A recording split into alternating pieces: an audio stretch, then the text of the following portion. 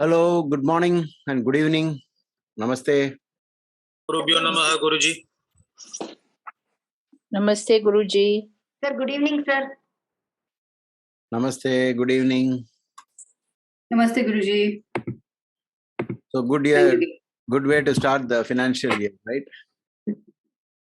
With April Fool. Yes.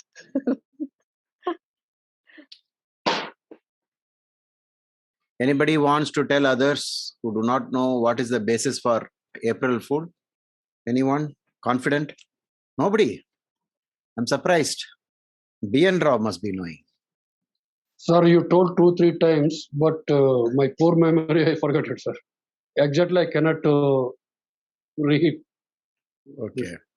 Guruji, recently I observed one thing in Jehora software. The Shadbala calculation is increased, sir, within 1 year, one planet. Is it connected to... B.N. Rao, one question has been asked. No, everybody is thinking about it. Sorry. Yeah. Please wait. Anyone wants to make an attempt? Can I try, Guruji? Yes, please. So usually we were following the New Year as April 14th. It is when the outsiders need not have been April 14th. It could have been April itself. Month of April itself. And when the outsiders came, they started imposing their system on us. And anybody who followed the April system was called as the April Fool guy, the one who was believing in the April month. So, are you April Fool or something like that? That's how that April thing came. I mean, I'm just giving a very vague answer, but this is what I remember from your explanation, Guruji, long back. So, the reason for memory is our fascination for something. If you're fascinated by something, you will always remember it forever. While I was teaching at NIIT, one student always used to say, I forgot. The reason for that is I don't have memory.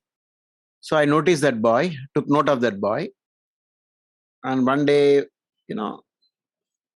I just casually, after the class, we had some relaxation time.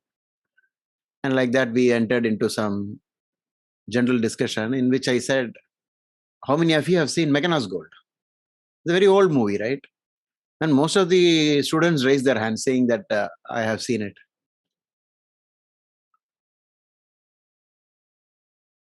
Saumya, you're on mute. I thought you were talking something. No? Right. No, not yet, Guruji. Okay, not yet. Yeah, you're getting ready for your class. Okay. Yeah, I'm very nervous today. Okay. So, luckily for me, the boy who used to say, I don't have memory, he also had raised his hand saying, I've seen Mechanos Gold. So, I looked at that boy and said, in the opening scene, what's that hero's name? Harrison Ford? No. But remember, the boy who said, I don't remember, I have memory problem. I looked at him and said, I forgot what was his name, I said. Gregory Peck, sir. That boy immediately said Gregory Peck, who also acted in Omen. And then I kept quiet. And then I said, yeah, in the opening scene, this fellow is attacked by a Red Indian. And when he falls down, he, in his jeans packet, he was having a vodka bottle. And that bottle also half broke. And he takes it out of his pocket and uses it to distract the enemy by throwing it away. And then I asked that boy, correct? He immediately said, no, sir, it is whiskey bottle. I asked him, when did you see this movie? He said, 20 years back. Why do we have such great memory for movies? Anybody wants to attempt? You will remember every scene. Why?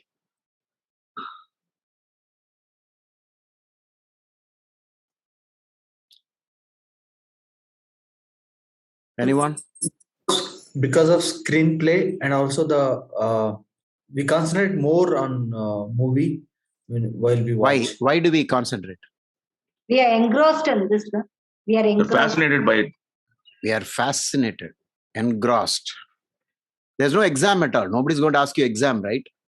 Conduct an exam at the end of the movie. Tell me in which scene what happened, like in class. Yet you'll remember every scene.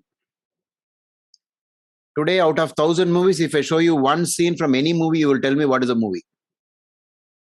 But you know what is the amount of data in it? It will run into thousands of GB of data. Astrology will be just one peanut for that. It won't even fill 1 GB. So if you're fascinated, no, you will remember. In the good old days, the New Year was celebrated in April. That's the reason today also March is the end of the financial year. In April, where will sun come? Even that I have to tell you, is it? Mesha, Aries. Anything special? New Year locally. No, sun is Exalted. exalted then. Exalted. Exalted. What is significant of that?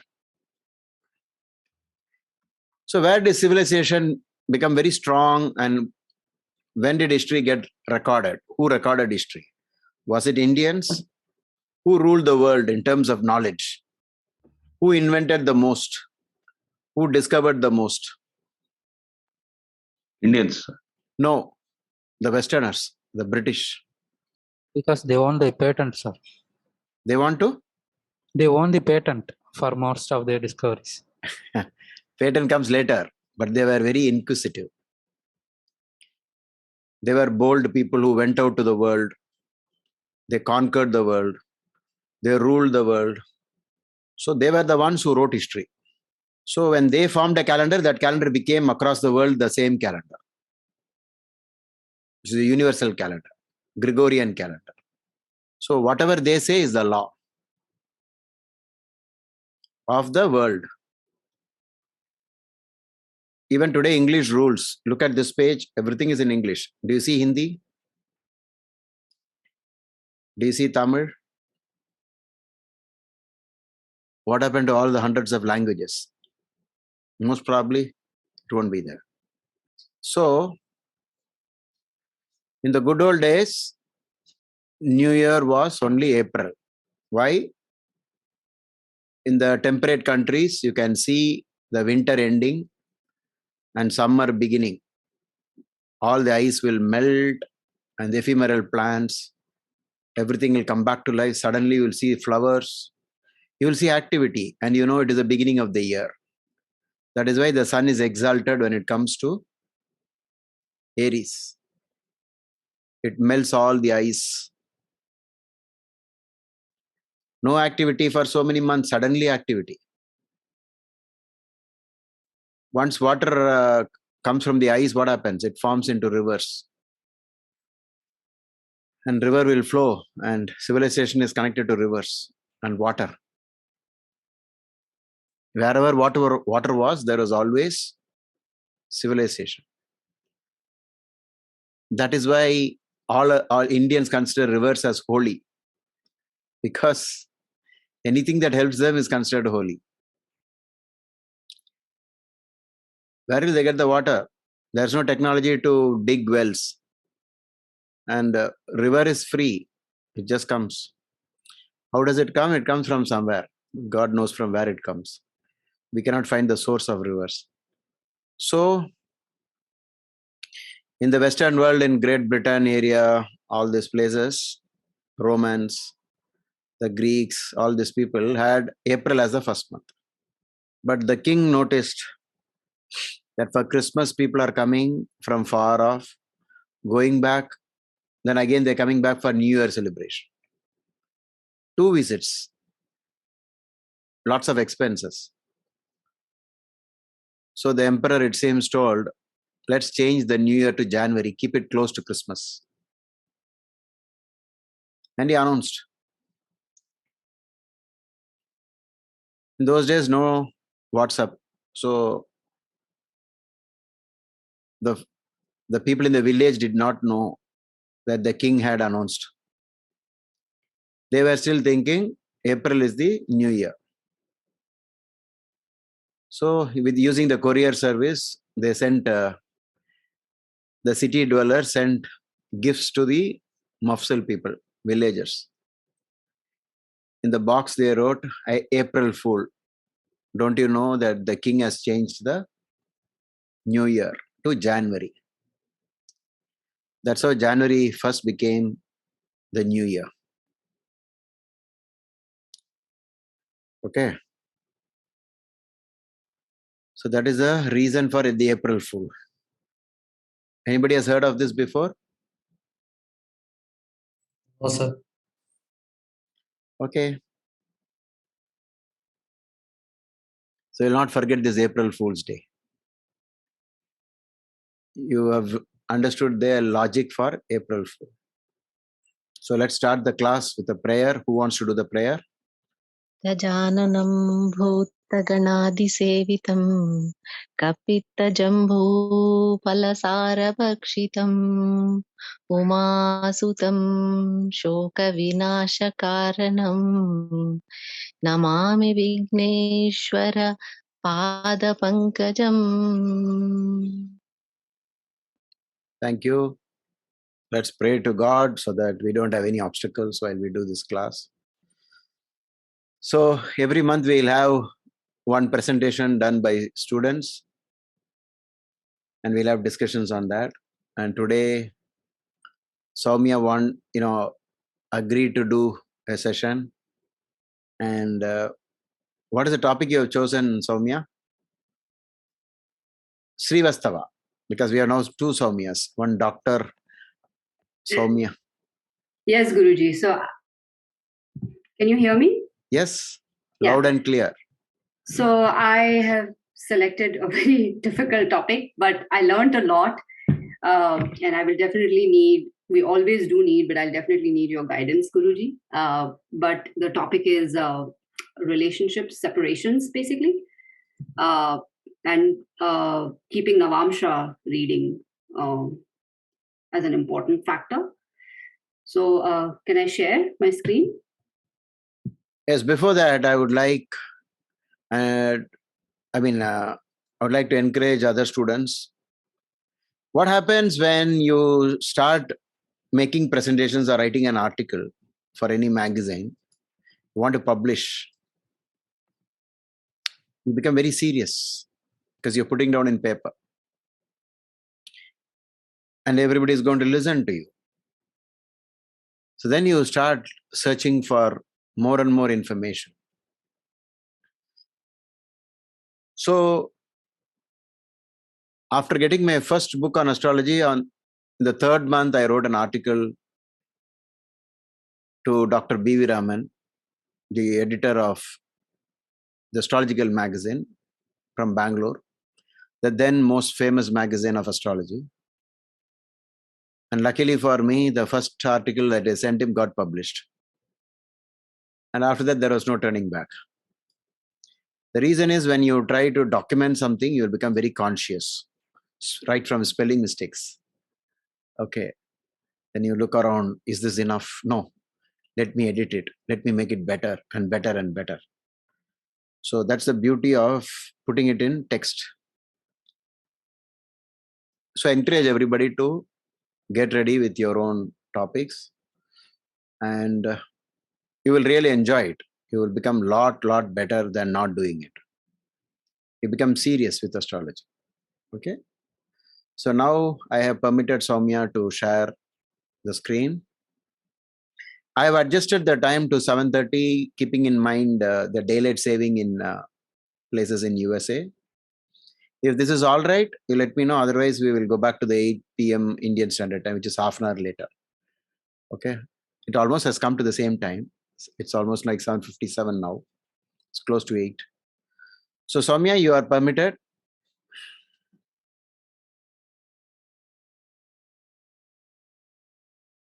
I think you have muted. I think.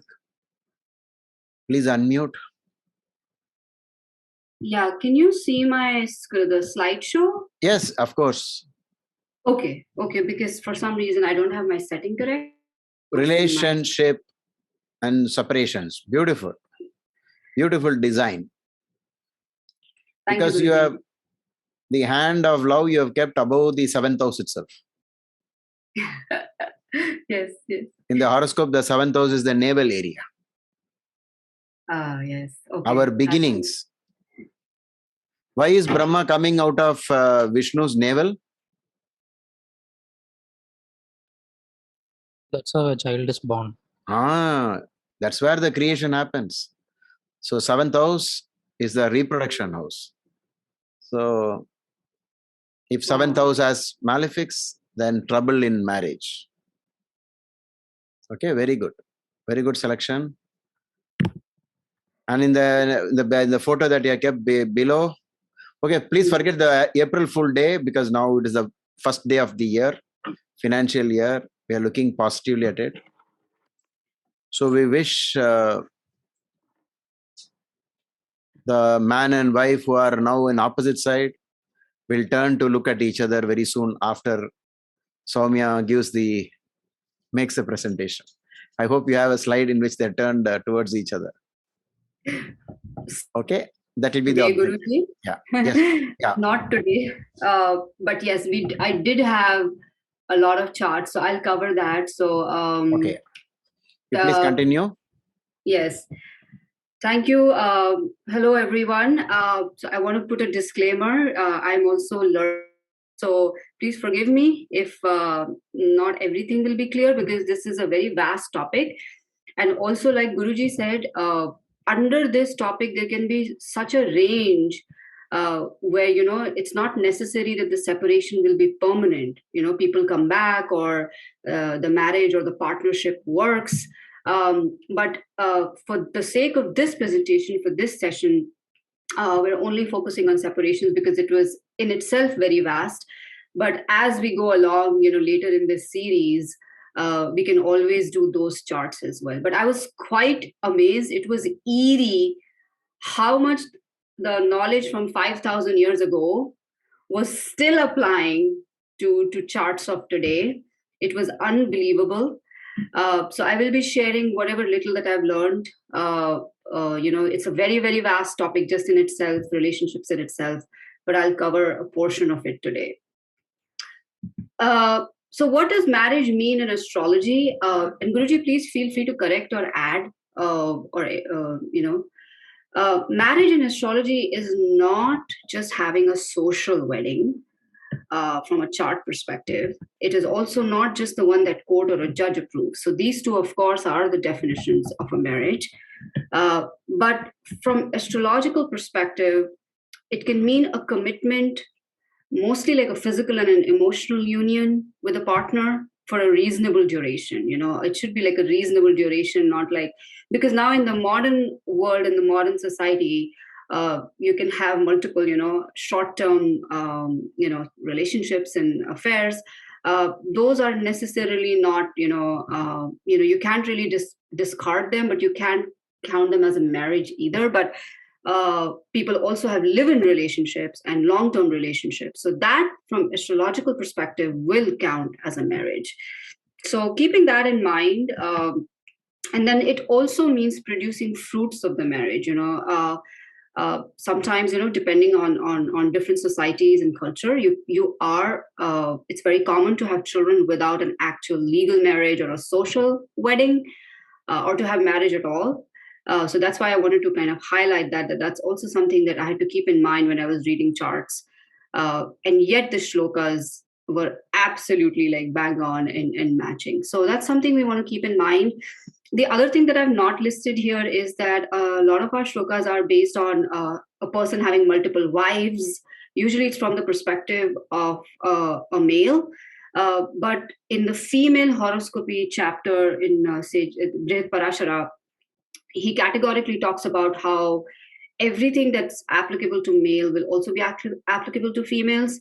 But in addition, there were some more rules, like more, not rules, but combinations for females. So that's another thing we just want to keep in mind, because it can get confusing. But I found that whether I was looking at a male chart or a female chart, the 7th house or the 12th house, all of these houses, all the shlokas were matching. So that's another thing you want to keep in mind.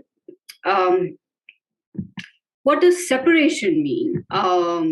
Separation, again, it can be physical by distance, for prolonged periods of time.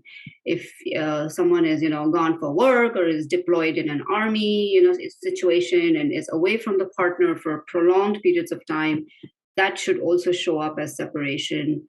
And then separation, of course, due to a breakup after a reasonable duration of time, which again, there has to be some, time elapse, at least like a year or so, for the relationship.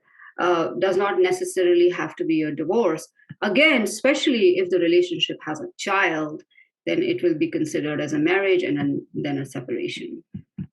Of course, separation by legal process, divorce, there's also legal separation, which is a little less than a divorce, which means the person will still be bonded to the person legally, but they will not be living together. So that is also there.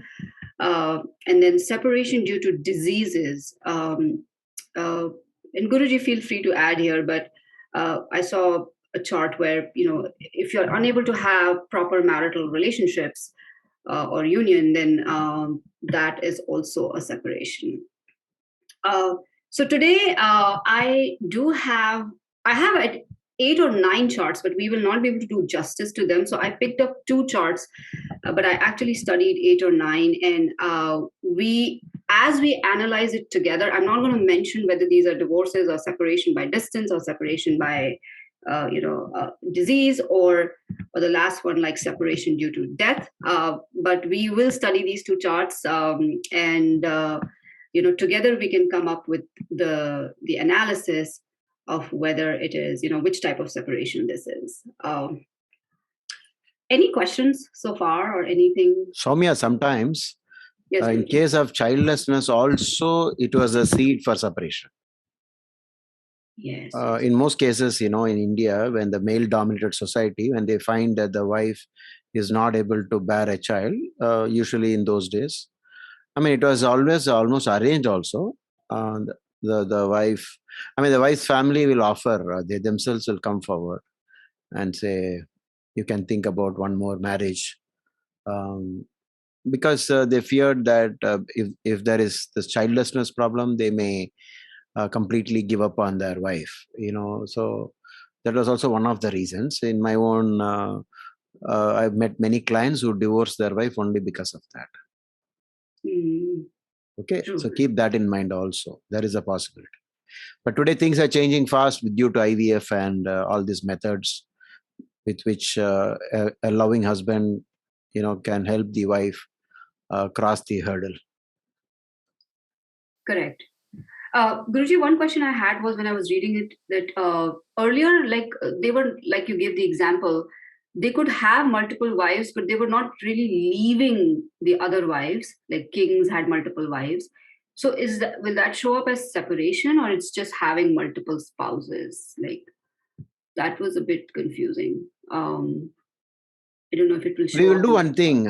We will keep all this as a rarer an exception to the rule.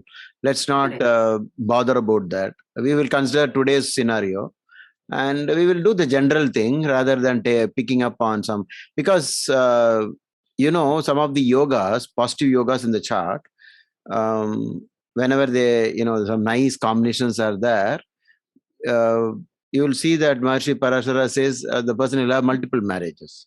Correct. So we have yogas supporting multiple marriages. That is basic good yogas, happy life, and multiple marriages going hand in glove.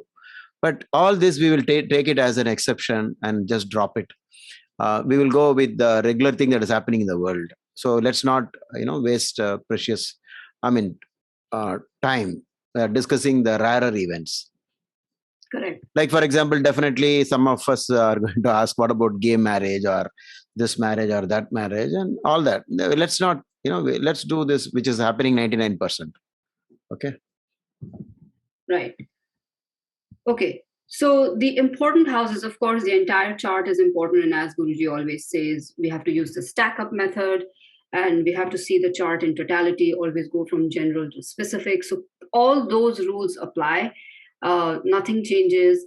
But so keeping all of that in mind, the top 2 or 3 things that are very, very important when you're analyzing marriage and separation is the 7th house, of course, apart from, of course, your first house, and then the 12th house. And I'll talk a little bit about the 12th house in a couple of slides, but it's actually extremely important when it comes to marital relationships and separations or problems in that. There are some really amazing shlokas, and I mean, they were fitting to the T. And like I said, I'm still, so if you have any more charts, please keep sending it to me. I'm very grateful to a lot of people who had sent me charts. I am trying to make a database for marriage afflictions. And it was unbelievable how much the shlokas were matching, it was just mind-boggling. So the more data that we have, the more we can analyze and see the pattern of rules. But I just listed 2 or 3. There are lots of it. There's a chapter on effects of 7th house, and then there's, of course, Lords of the Houses, the Lordship chapter. Both of them have a lot of good shlokas in there. So this is, of course, the very common one that you may have heard in a lot of sessions. 7th Lord is placed in the 6th, 8th, or 12th house and is not in his own sign or in his sign of exaltation. The combination causes the native's wife to be sickly. And this was, like I said, was applicable to male or female charts. And actually, it becomes finer and finer when you stack up, when you use Guruji's stack up method. 7th Lord and 6th is different from 7th Lord and 12th. It can have different results depending on the different other combinations in the chart and the Navamsha. So this is a very, very important one. I felt it was very common.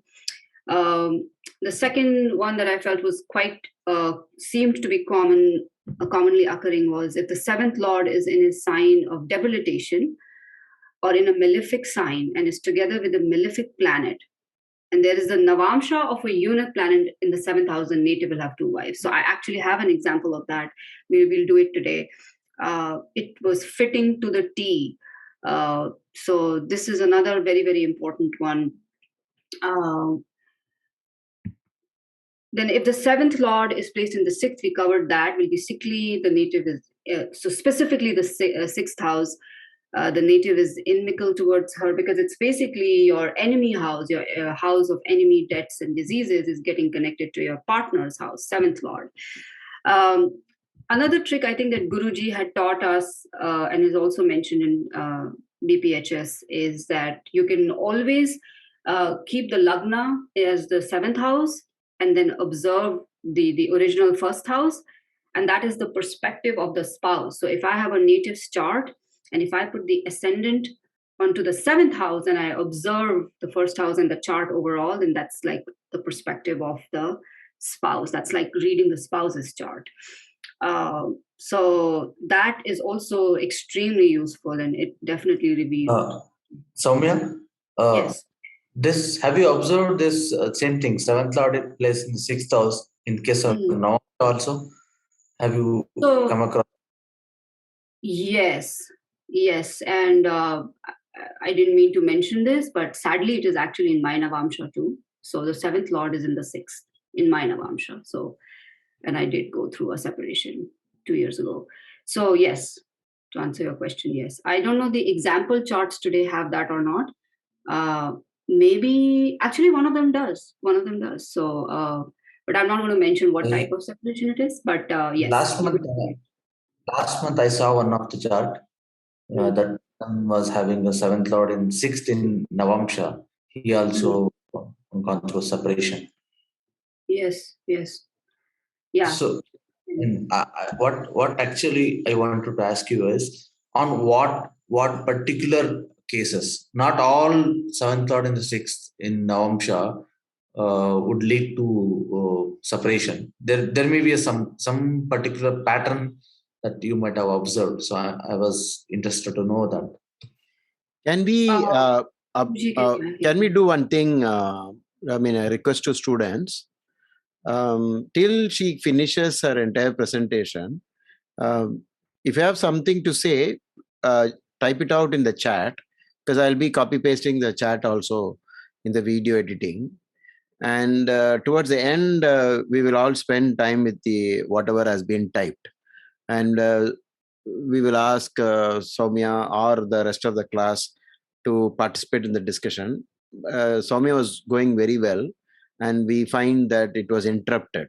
Okay, so because I think the way she has selected these slokas and the way she's presenting it, I can easily guess that she has made, she has taken a lot of efforts on this. So we will keep the, we'll allow her to completely finish it. And I'm sure Saumya will say, I've finished from my side. Now I'm ready to take questions. Okay, is that fair? Yes, sir. Sorry, sir. Yes, Yeah. sir. Yeah. Okay, please continue, Saumya. Okay. And also when we will have the chart discussion, everybody, I'm also a student, so everybody is kind of equal. So please feel free to add your points. Yeah, during that time, you can say, I'll stop here. If you have any contribution to make on this chart, any observation that you think I have missed out and you want to add, now it's your turn. Then we will allow them to talk. Okay. I'm not actually blocking any student, because I can do that right with a single click. People will be blocked, but I'm not doing it even now. Okay, so let's keep it few and far between. Maybe once in a while you can interrupt, but let us reduce it to the barest, the minimum. Okay. Now Saumya, please continue. Okay. This is actually a spreadsheet which I'm sure some of you may have access to, but if you're in the new beginners batch, this I've just clipped it, but it's an entire spreadsheet for all the houses and all the house lords. The seventh lord is in the first house and seventh lord is in the second house, like that. So I just wanted to give this as a highlight. If you want the original document, I'll be happy to share it after the session. But basically what I wanted to highlight through this slide was that the seventh house talks a lot about multiple wives, no wives, not happy wife, progenic happiness. So basically an extremely important, reading for this particular topic. So I just wanted to highlight that. If you cannot read this, don't worry about it. I can always send you the original spreadsheet. Then another very surprising, to me was surprising, but if Guruji has covered this in our classes, is 12th house. The 12th house, because marriage is a lot about spending your energy and sharing. So even if you're earning, you're sharing your expenses, you're sharing your money with your partner, you're spending on kids, and it's a loss, but in a good way, or a neutral way. You're taking care of someone, and then also a bed, sharing. So there's a lot of sharing in a marriage, which is why 12th house becomes extremely important. And I also know that some of the beginners may not have done that class, so I don't want to go too much into details.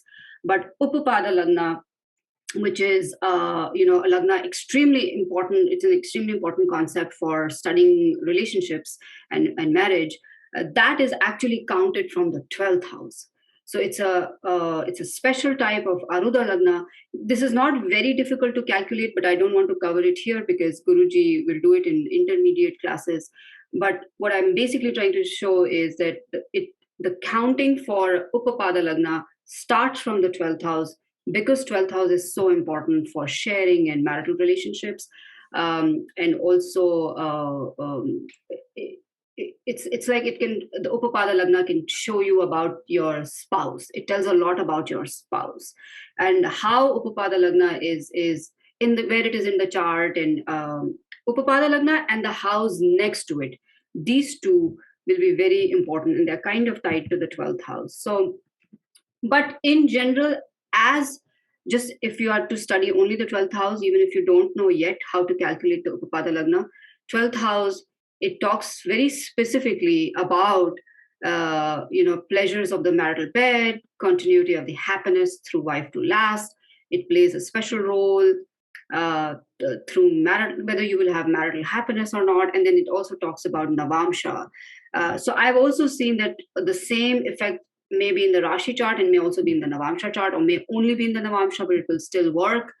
But of course, I have only done, detailed study of only 7 or 8 charts so far. But the more data we build up, the more we'll be able to confidently say that, yes, it is occurring throughout. And that's where Guruji's experience will help, because he has seen thousands of charts already. So, but yeah, 12th Lord and the 12th house are very important in terms of judging how the marriage would be. And same thing in the Navamsha. So I just wanted to quickly cover Navamsha. I know Guruji has covered this in the beginner's class recently, because I saw that video too, and it was beautifully covered. I will not go as to how Navamsha is calculated, but Navamsha basically means the 1/9 part of a Rashi sign. So based on the planets, how they are placed in the Rashi chart, and specifically the nakshatra pada that they are in, that's how the Navamsha is derived for each of the planets. And Navamsha tells a huge amount of information for the spouse and how the marriage is going to be. It's amazing. It's actually really amazing. I started liking Navamsha. I used to dread it earlier, but now it's actually one of the really good tools I found to even do birth time rectification. Like if there are minor changes that you have to do for your own chart or other people's chart, Navamsha usually changes within 12 to 13 minutes, because 3 degree 20 minutes is each sign in a Navamsha. So roughly, 12 minutes, the ascendant will, rotate the entire chart. And the ascendant will jump to the next sign. So Navamsha is a very good, it's like a more refined filter. But of course, the Rashi chart will always be the king. And then Navamsha is considered as the queen of divisional charts. So just wanted to briefly touch upon what Navamsha is, will be very important. So the ascendant lord in the Navamsha, the 7th lord in the Navamsha, of course, are malefics, natural malefics, natural benefics, Rahu Ketu as a class apart as malefics. All of that will matter in the Navamsha the same way, but the ascendant lord and the 7th lord in particular, because it is specifically a divisional chart for a spouse or a partner. So we'll be starting with the charts very soon, but this is, I think, the last slide before we start with charts, and please feel free to discuss and ask questions while we discuss the chart. But the key players, I just wanted to wrap up. The key players when you are analyzing relationships and separation are, of course, the Lagna Lord. And this is both in Rashi chart and the Navamsha, but Venus, because it's the Karaka of marriage. Jupiter, because it's the Karaka of children, and like we discussed, marriage, can be measured from the fruits of the marriage, which is children, and separation from childlessness. And then Jupiter is also considered as husband for women. And then the 7th lord, very important because it will show the physical conditions of the relationship, whether they are fruitful or barren. The 7th house, both of the Rashi and the Navamsha. But in the Navamsha, it will also show the abilities and general nature of the partner. The 12th house and lord of the 12th. And then also the Upapada Lagna, because that is calculated from the 12th house. So Upapada Lagna I actually found out to be super accurate, unbelievably accurate, but I'm also learning along the way. But it also tells you about the family or the lineage. So a lot of times you see in the shlokas that they talk about, whether the person will be the spouse will be from a good family, an Ucha family, and an Uttam family, like that, or not a good family, family. So Upapada Lagna gives you kind of like a holistic information about the partner and the lineage also. So, and also one thing I forgot to mention here was the Dasha and Antardasha, the timing of the marriages and the time of the breakups. The Dasha and Antardasha will heavily be dependent on these factors. Like a lot of times that I've observed, one of these planets, whether they're in the 7th house or their Dasha is running or they are in the Upapada Lagna, that particular Lord's Dasha is when the breakup is happening. So it is these parameters are also very important in terms of the timing, both of the marriage and the separation. So of course, Venus and Jupiter, like I mentioned, very important planets from planet perspective. And then, of course, in delayed marriage, Saturn, or even denial of marriage, Saturn plays a very big role as well. But today we're not doing those charts, so I didn't want to cover that. But definitely that malefic is very important too, and Mars as well. Mars actually also plays a very important role in terms of like being a spoiler. So this is the chart, and now I'm done with the slides. So please feel free to discuss. But this is the chart of a native, and there are some interesting things in it. So I will not obviously mention what type of separation, but please feel free to start discussing. And if we can keep the focus on the the topic, the relationship aspect, then that'd be great, because I'm sure you can read other things too. But this is a chart, example chart.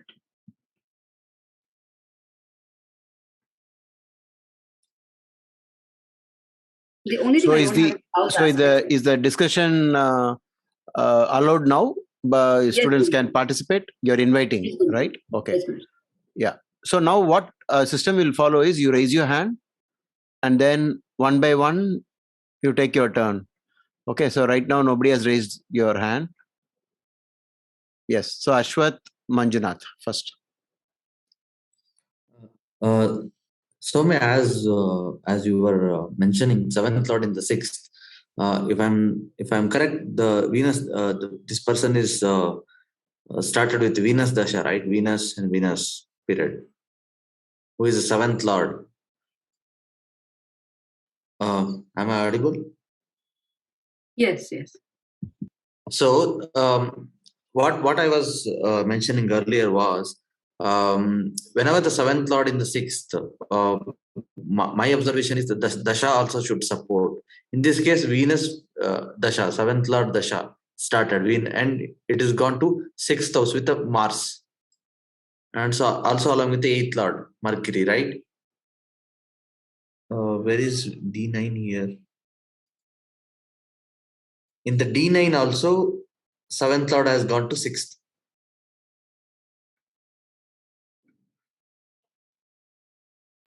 Is this got separated in starting of Venus period? No. Okay. But good try. Yeah. So some of the questions that we have to answer are, when did the person, got married? When did they separate? If they separated, and how? Maybe how will not be very clear, but and then did they ever get remarried or not remarried, or will they always have problems? So if you can guess as in analyze the dasha and the antardasha, that will be good too. But it is not Venus. Good try. And Venus is still running, so we don't know yet. Right? Yeah, Venus is running.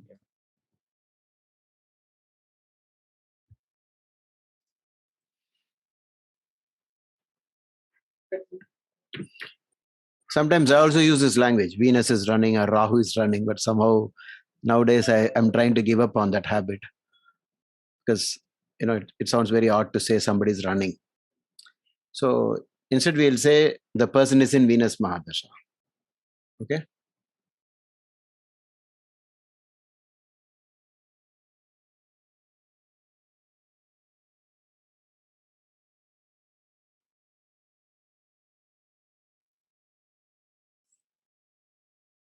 Guruji, can we say that Venus and Mars are Vargotama in this, because it's also in the Navamsha?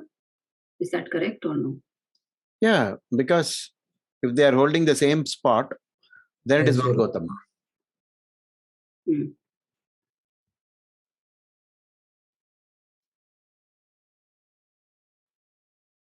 So in the stack up, which one is the most important point here?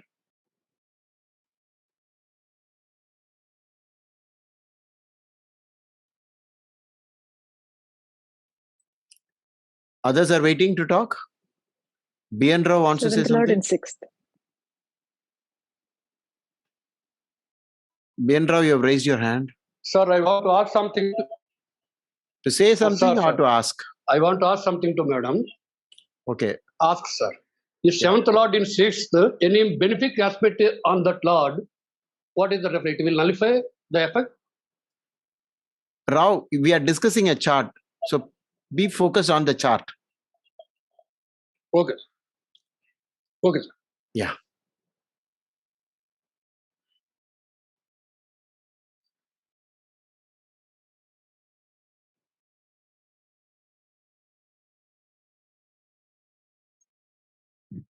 Now, if you want, I can actually share the instead of this screenshot, I can actually share Jyoti Star. So if you want me to scroll the Dasha age, I can do that. Should I do that, Guruji? Yes. Yeah, let me do that. Native, 10. Did the marriage happen in Saturn period? Saturn Dasha? Just give me 1 second. Where is my share screen? Look. I'm doing this one, native 11 on the native 10. Okay. Is it visible now? Yeah, it is. Okay. Saturn. Meanwhile, somebody had asked a question about when the marriage happened. Was that a question or a statement? Question, sir. What was the question or statement? I feel the marriage may have happened during Saturn period. So when you make some statement like that, can you also spell out the reason? Because Saturn is in Upapada Lagna, and also Saturn is 7th lord in Navamsa.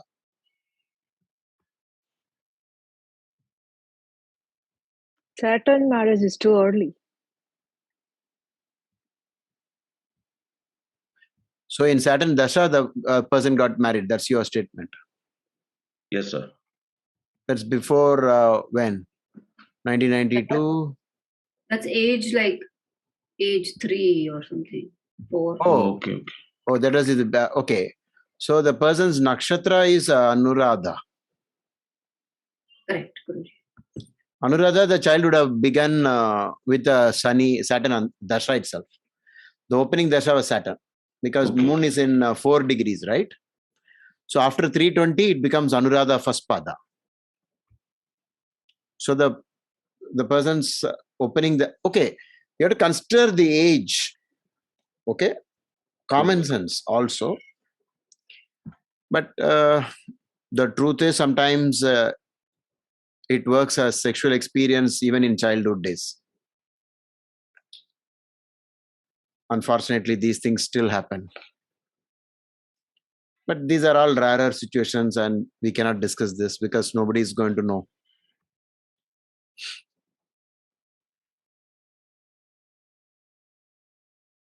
So I can give one clue that in the first marriage, so to say, there was also the fruits of the marriage. There was a child. So there's a clue there. If that happens. But those of you who think Ketu is in the 5th house, it is not in the 5th because in the Bhava chart it has shifted. It is in the 6th house.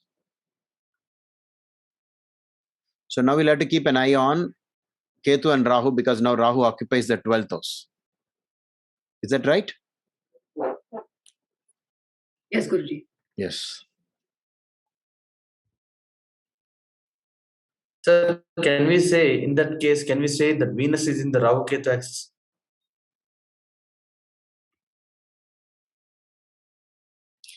Yeah, we can because it is very closely influenced by Rahu and Ketu. Because the degree of Venus and the Ketu are very close, very close. Very close. And the ascendant degree and the Venus degree. Even if you use aspect table, you will find Rahu is looking very strongly at Venus. Yeah, Can I say something? Please go ahead.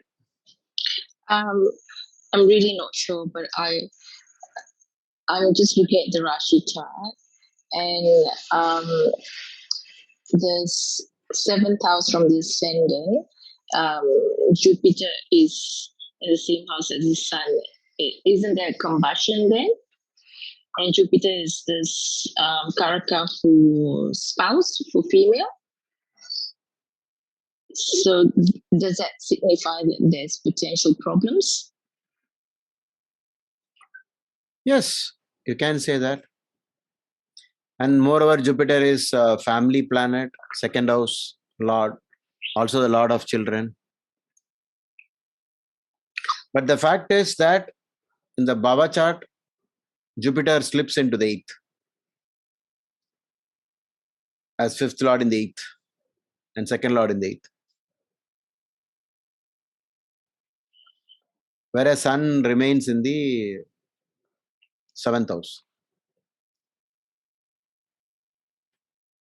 So, Guruji, do we look at the Baba chart or Rashi chart? What's the best way first? Or do we look at the D9 chart? Your voice is kind of, muffled up. Okay. It's not can very you hear me? clear. No, we can hear you, but Yeah. the words are not distinct, because of maybe you're very close to the mic. Okay. Is this better? Yeah. Can you repeat what you said? Okay. Do we look when we evaluate a chart like this? What do we start with? Is it the Baba chart or the Rashi chart or the Navamsa chart? We have to look into everything Okay. and gather facts from the chart. Yes. The Baba chart will give some clues. The Rashi chart will give some clue. Everything. That's why I made the stack up method as the most important technique in astrology if you want to get consistent predictions or readings. But if you know the person and if you use single rules to prove what you're saying, it's very easy to do that. But then when it comes to reading a chart, only the stack up method works. Okay. Thank you, Guruji.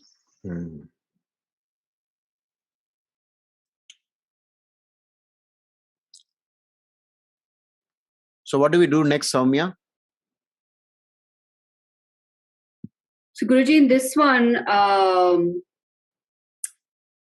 this person has, so the Upapada Lagna, I wanted to ask this clarification that it is whether Upapada Lagna is with a malefic or the second from Upapada Lagna has a malefic, both combinations are very bad, correct? Correct. And in this case, the Saturn is actually second from Upapada Lagna, is that correct? No, we only do it from Rashi chart. We need not use a Baba chart for Upapada Lagna. Though astrologers have been experimenting with that. Only time will tell whether we need to really do that. I've got consistent result with using it as a simple Rashi itself, without getting into, because see, these things are not actually a rising point. It's just a reference in the Rashi. Whereas ascendant is truly a rising point at 2 degrees 24 minutes. Okay, so it's not a rising concept. So how can we have an exact point? Instead, we'll say it is in Karkadaga and Saturn is sitting in Karkadaga. That's all.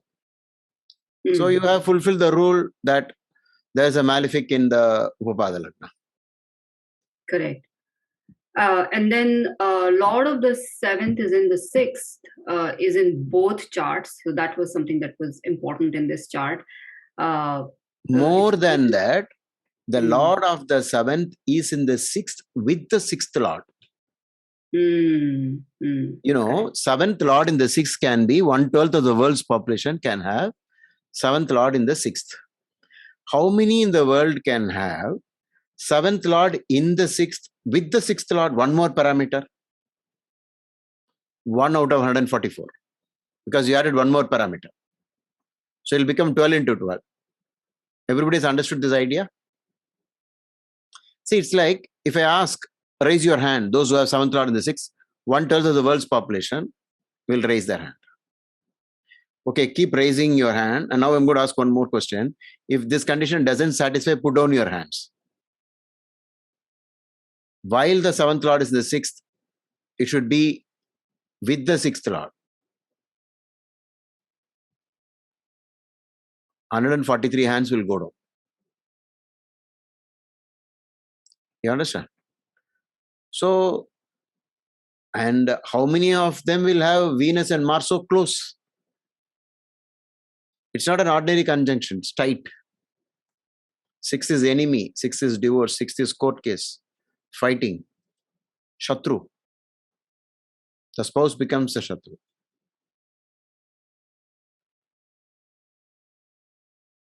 Actually, when you have something like this, in the stack up also, some big rules are there. Even if you get 3 points, it is enough. You don't need 10 points in the stack up.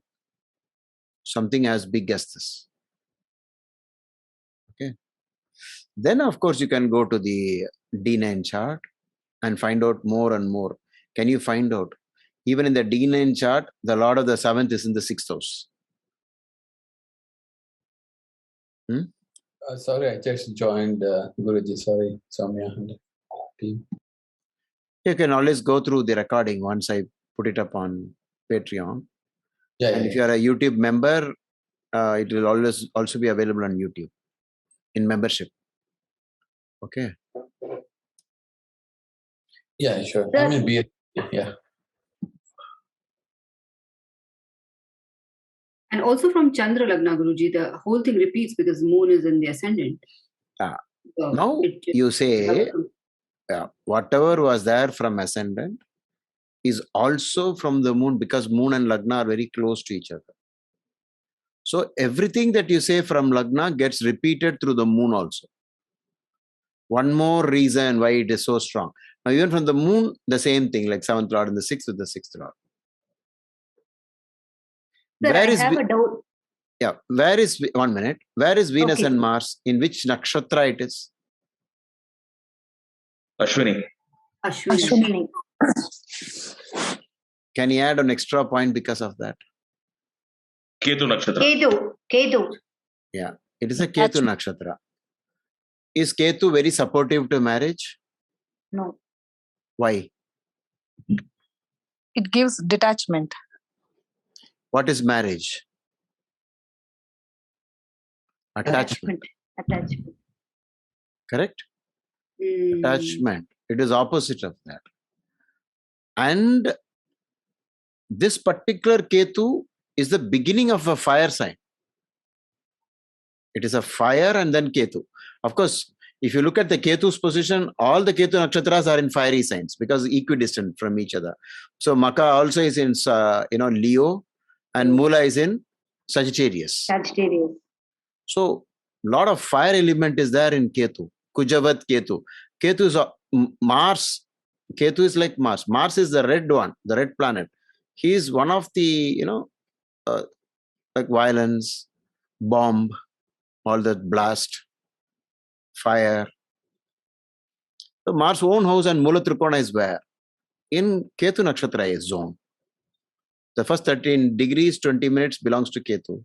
When Mars Mula Trikona happens to be 0 to 12. So much of fire is there in this. Wonderful point, Saumya, and the way you're going with this presentation is looking high quality. Thank you, Guruji. I have one more chart. Should I switch? Yeah. Sir, can I tell one point, sir? Yeah, yeah. I forgot. I'm sorry, Uma. No. Yeah. Sir, because moon is in Anusham, it is Saturn star. Anuradha, because you have to say to the whole world you're talking. So you have to say Anuradha. Okay. Anuradha. Anusham is Tamil. Okay, sir. Anuradha. So being Saturn star, can it cause that Punarpu, sir? That moon Saturn? A little bit. Yeah, a little bit. Because you can add that point also, that the moon is in Saturn connection. There is a Saturn connection. So a little bit of, but these are not big things, they're not very big ones when compared to what we discussed. But surely in this stack up, you can take this point also. But will it cause obstacles in marriage also, sir? Because generally that is a very vague, general way of saying, because just by nakshatra can be said, because then there are 3 nakshatras, then Pushya nakshatra, people also have this problem, but usually when you say something, it should be with Saturn, then it is very strong. It's really with Saturn, it is strong. Okay, these are very partial connections. And Of course, in some horoscopes, this will become one of the points in the stack up. Okay. For example, you can see a lot of people having Anuradha Nakshatra didn't marry at all. Yeah, there is some connection to that, mainly because moon is Nicha here. It's debilitated and so on. Okay, good.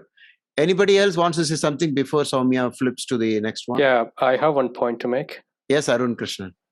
I don't know whether Saumya already mentioned. No, the seventh lord is in Papakartri with the Ketu and Mars. Seventh lord is in Papakartri with Ketu and Mars. Beautiful point. Fantastic point. Now, for those of you who do not know what Papakartri is, it is like Kartri means scissored, like a tongue. You're holding something with picking it up like this, trapped.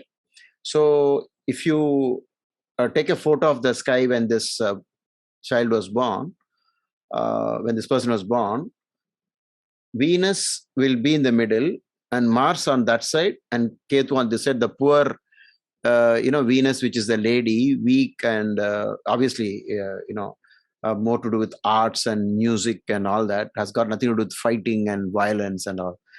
So Venus is definitely in Papakartri between Ketu and Mars. Anybody has doubt about that? It is a good point that Arun brought up. So I'm sure there will be a lot more points. It's just that we are not looking more and more into the chart. We accept whatever has been stated. And our brain says it is enough. We got enough clues. So what's the problem? Why do we want to discover more points? Actually, that's not correct. We should, like what Arun did, we should keep looking for, is there more and more and more? Can we say something else, something else? Rahu in the 12th is also a problem for marriage. Okay. Rahu also. You mean trouble marriage, I believe, right, Guruji? Yeah. But same Rahu will help the person to travel abroad, sir? Yeah, that is not in the context, know. So yeah. Okay. But again, can we say from Arudha Lagna, Ketu is in the 7th?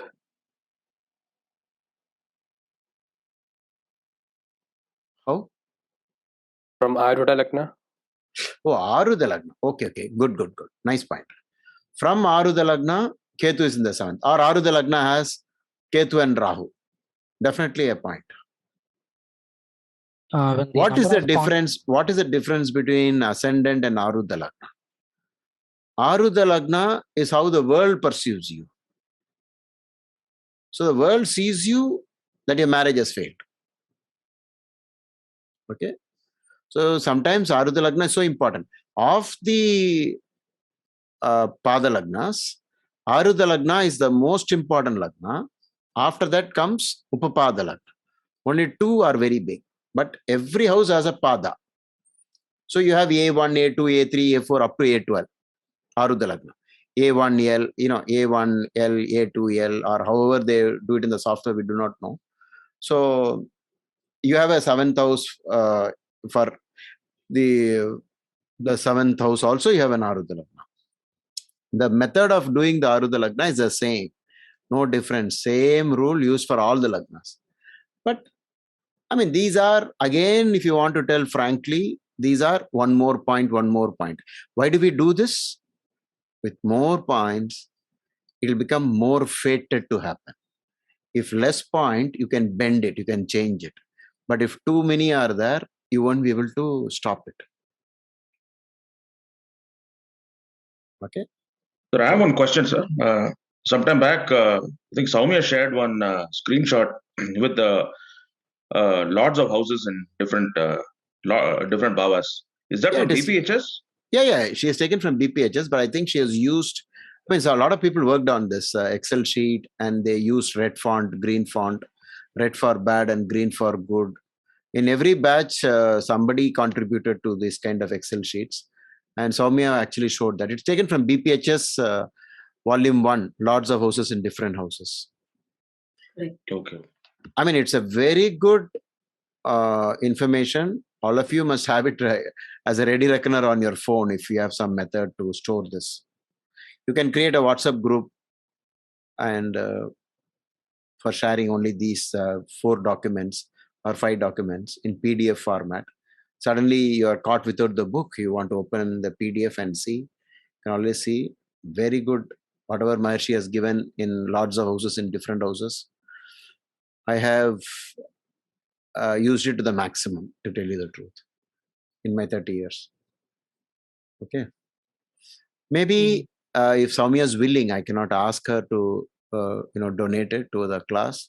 If she wants, if she wills, then it can be shared with all the Patreon students. The spreadsheet, Guruji? Yeah. Yeah, that actually I have not made. One of your students had made it and contributed it to everyone. Yeah, we'll find out who has done it. We'll take. Maybe they can create a PDF with their name on it and batch number, and so that at least they'll get some pride in that they only did it. I mean, these kind of things are very important when it comes to authorship.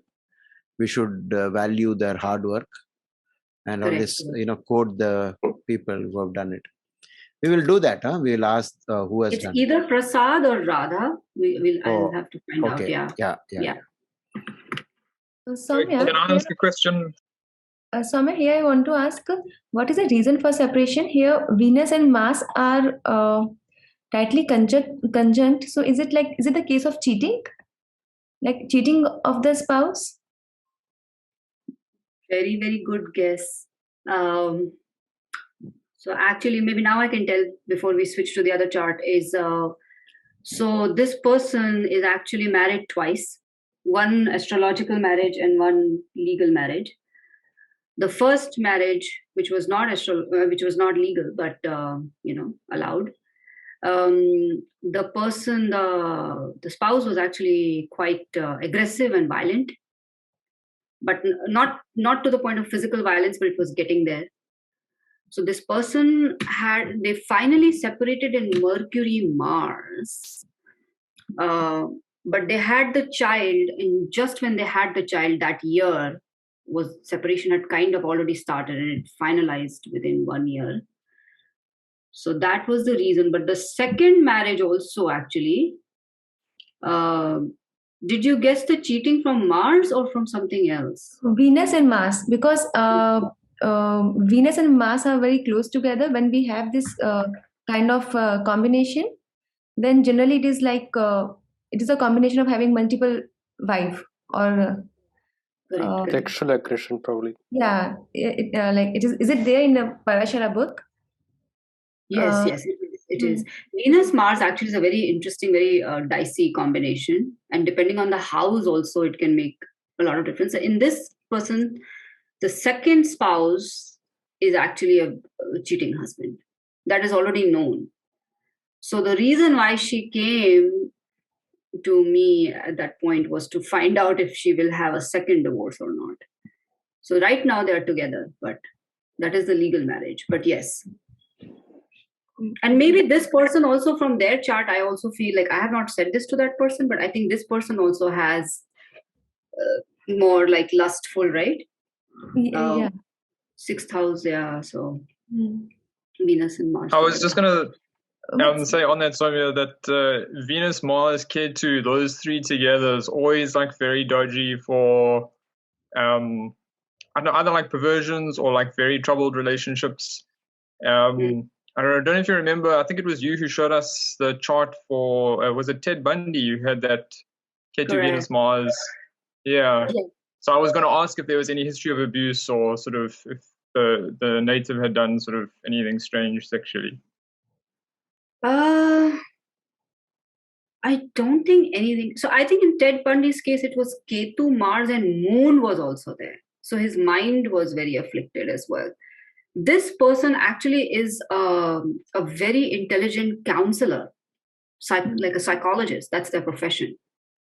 So the moon, the mind is actually strong. Yeah, Jupiter is expecting the moon. Even though it's debilitated in Scorpio, but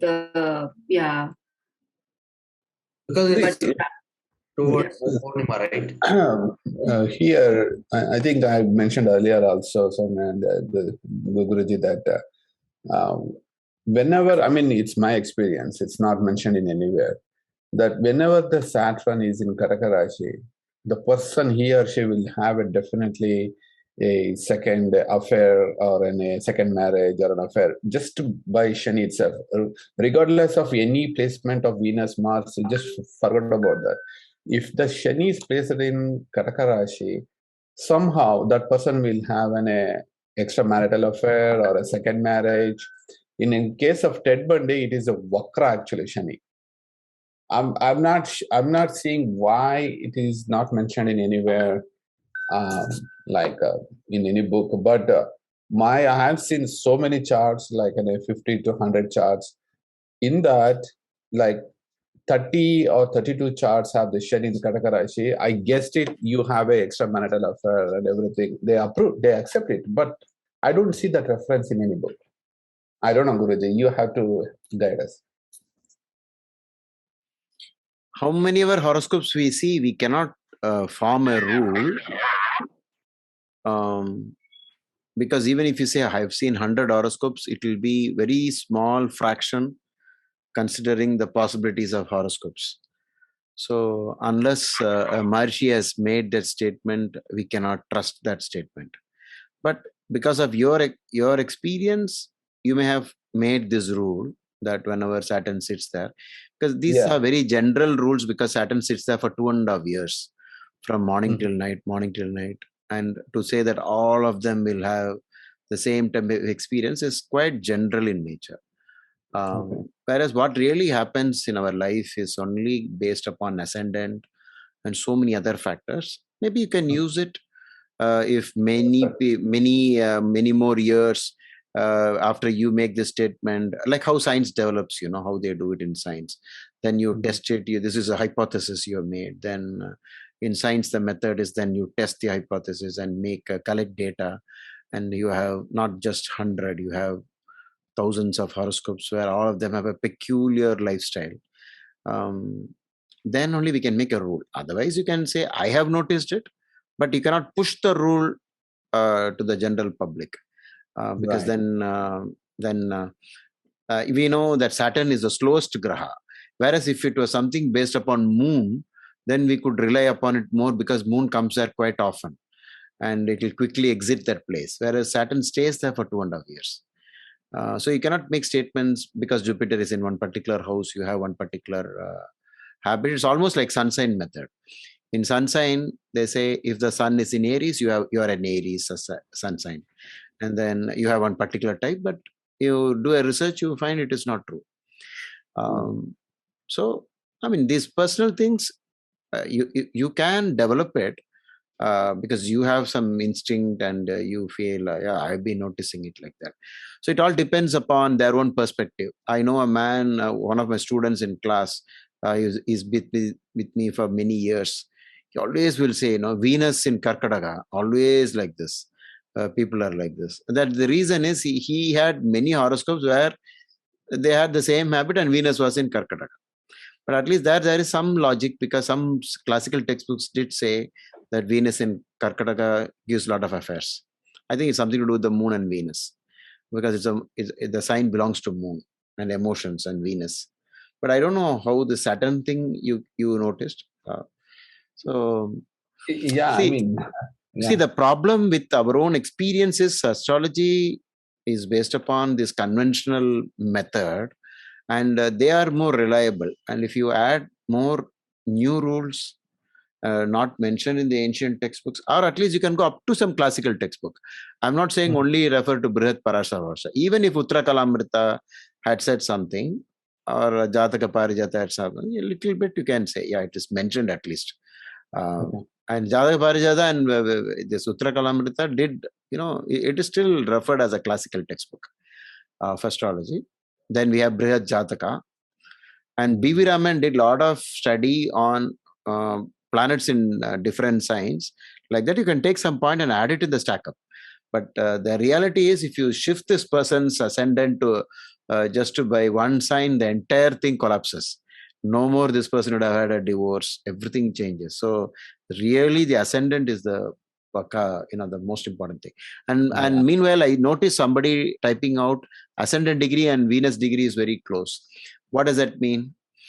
It means that Venus is right in the Bhava Madhya. This is another point. So congratulations for noting that. That was Ashwatari, I think. Ashwat Manjunath had said that. Good. 7th Lord in Rahu Ketu axis. Good. Yeah, one more point. Very good.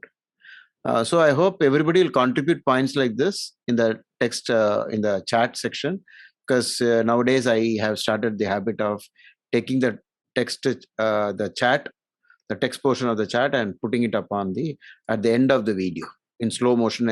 I scroll it up, using the star titler method. Okay, good. That Venus in the middle of 6th house is a very important point. Now, this proves that the ascendant degree is so important. It is from here and because the ascendant was at this degree, the D9 chart had ascendant in such a way that the 7th Lord Saturn went into the 6th house. You understand? So like this, you should read. Yeah. And one by one, you develop like this. Okay, one more point. I can check for more points. You can go through aspect tables and see what is the impact. And that Papa Kartri on Venus is a very important thing. And I don't know how much Saturn looks at Venus. One more malefic, because Saturn is at 18 degrees. You can check the aspect table. Maybe it's not looking also, but not so strong. Because it's at 18 degrees and Venus is 1 degree. So you can check the aspect of Saturn on Venus. Very nice. Very good. Is there anything else people want to contribute? Moon debilitated, I think we already covered that, right? Moon debilitated. Yeah. Moon debilitated means the person will have some cold effect. Whenever we talk about something, keep it in the context. In this context, it will become 9th Lord, right? 9th is Bhagya. The Bhagyadipati debilitated. But I don't think this debilitation is really going to work here, because this person's mind is strong, because it was a full moon. And Jupiter is bang opposite to it. So this moon is not that weak. Even if you think debilitation weakened it, I don't think it's the highest in Shadbala, sir. Oh, yeah, I didn't notice that. Yeah, in Shadbala, it became the strongest graha. In fact, I have always been telling people this Ucham Nicham sometimes can be highly misleading, because Shadbala runs into several pages of calculation, whereas Ucham Nicham is just a one-line rule. So Ucham Nicham is not as big as Shadbala. And you find that the moon is the strongest. So this person's mind is strong. Okay. Also, Saumya, please confirm, is this person very argumentative and very difficult to defeat this person in the arguments? Why? Because I see the Mars in the 6th Lord is in the 6th. Yes. So great observation there. 6th Lord in the 6th, because Mars is an exception, planet 6th. So the person is not like aggressive argumentative, but yes, like they're very good at their subject, and they're a psychologist, like I said, and actually they actually work with lawyers. Yeah, that's true. That may actually be true. So they have progressed a lot in their profession. This person, they're at a high level, works for the government. Same argumentative nature impacted his marital life? I don't think so, but not like that argumentative types. More like a silent types, actually. Will withdraw and try to control. I mean, argumentation is there too. Yes, actually, I don't know. That may be something they're doing in their house. I may have to ask. What about, are they religious? Because 4th Lord is in 9th. They are. They were raised in a very strict religious family. Yes, because BPHS says, right, native will be loved by all, devotee of God, virtuous and honorable. So, 4th Lord is in the 10th though. Did you notice that the ascendant degree and Mars degree is the same? Yes, sir. Okay. I noticed. So from that, you understand that there is a special something. Whenever ascendant degree tallies with a planetary degree, It is trying to tell something. So there is more of Mars energy here, and Mars is in its Mula Trikona. So it will bring out the good side of Mars, but due to the, you see, whenever Malefic's in the 6th house, Bhrigu always says victory over enemies. Okay. And now it becomes the 6th lord in the 6th, which is one of the things about, you fight with your own people, but friendly with others, outsiders, whenever the 6th lord is in the 6th. But as Mars in the 6th, it is one of the things for actual success. Highly competitive now. Yeah, competitive and fighting and winning. Fighting and winning. I mean, there's an essence of, basically today's world. It's like in any game, you want to win, you have to fight. So the fight portion. So it's actually good to have Mars in the 6th. But again, the context, if you read, things will change a little bit, because then it becomes also. Maybe in relationships, yeah, maybe they are. There is a Graha Yuddha going on, right? Graha Yuddha, planetary war. Yeah. There is a Graha Yuddha also, I think. Saumya ma'am, does he also have like body pains and problems related to blood? Is it a he or a she? She. Okay, then that's more great.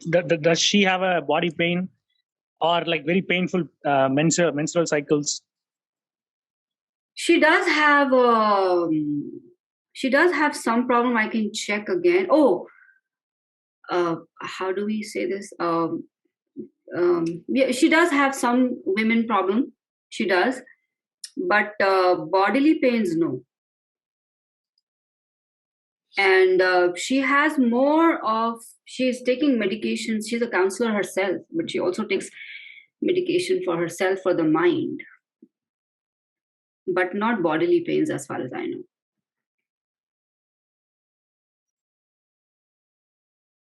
You also have to consider Lagna Lord is in the 6th house, right? Yeah.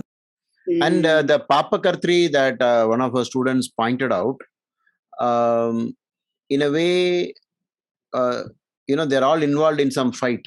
There is some element of fight going on. So I think most of the energy is, the fight portion has gone into marriage.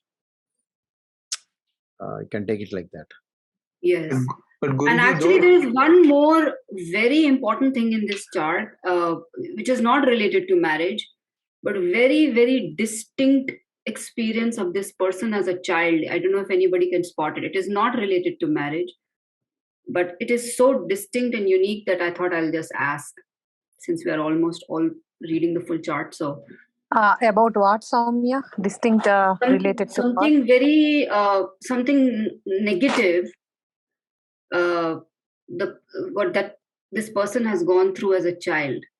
Very negative, very rare, very unfortunate.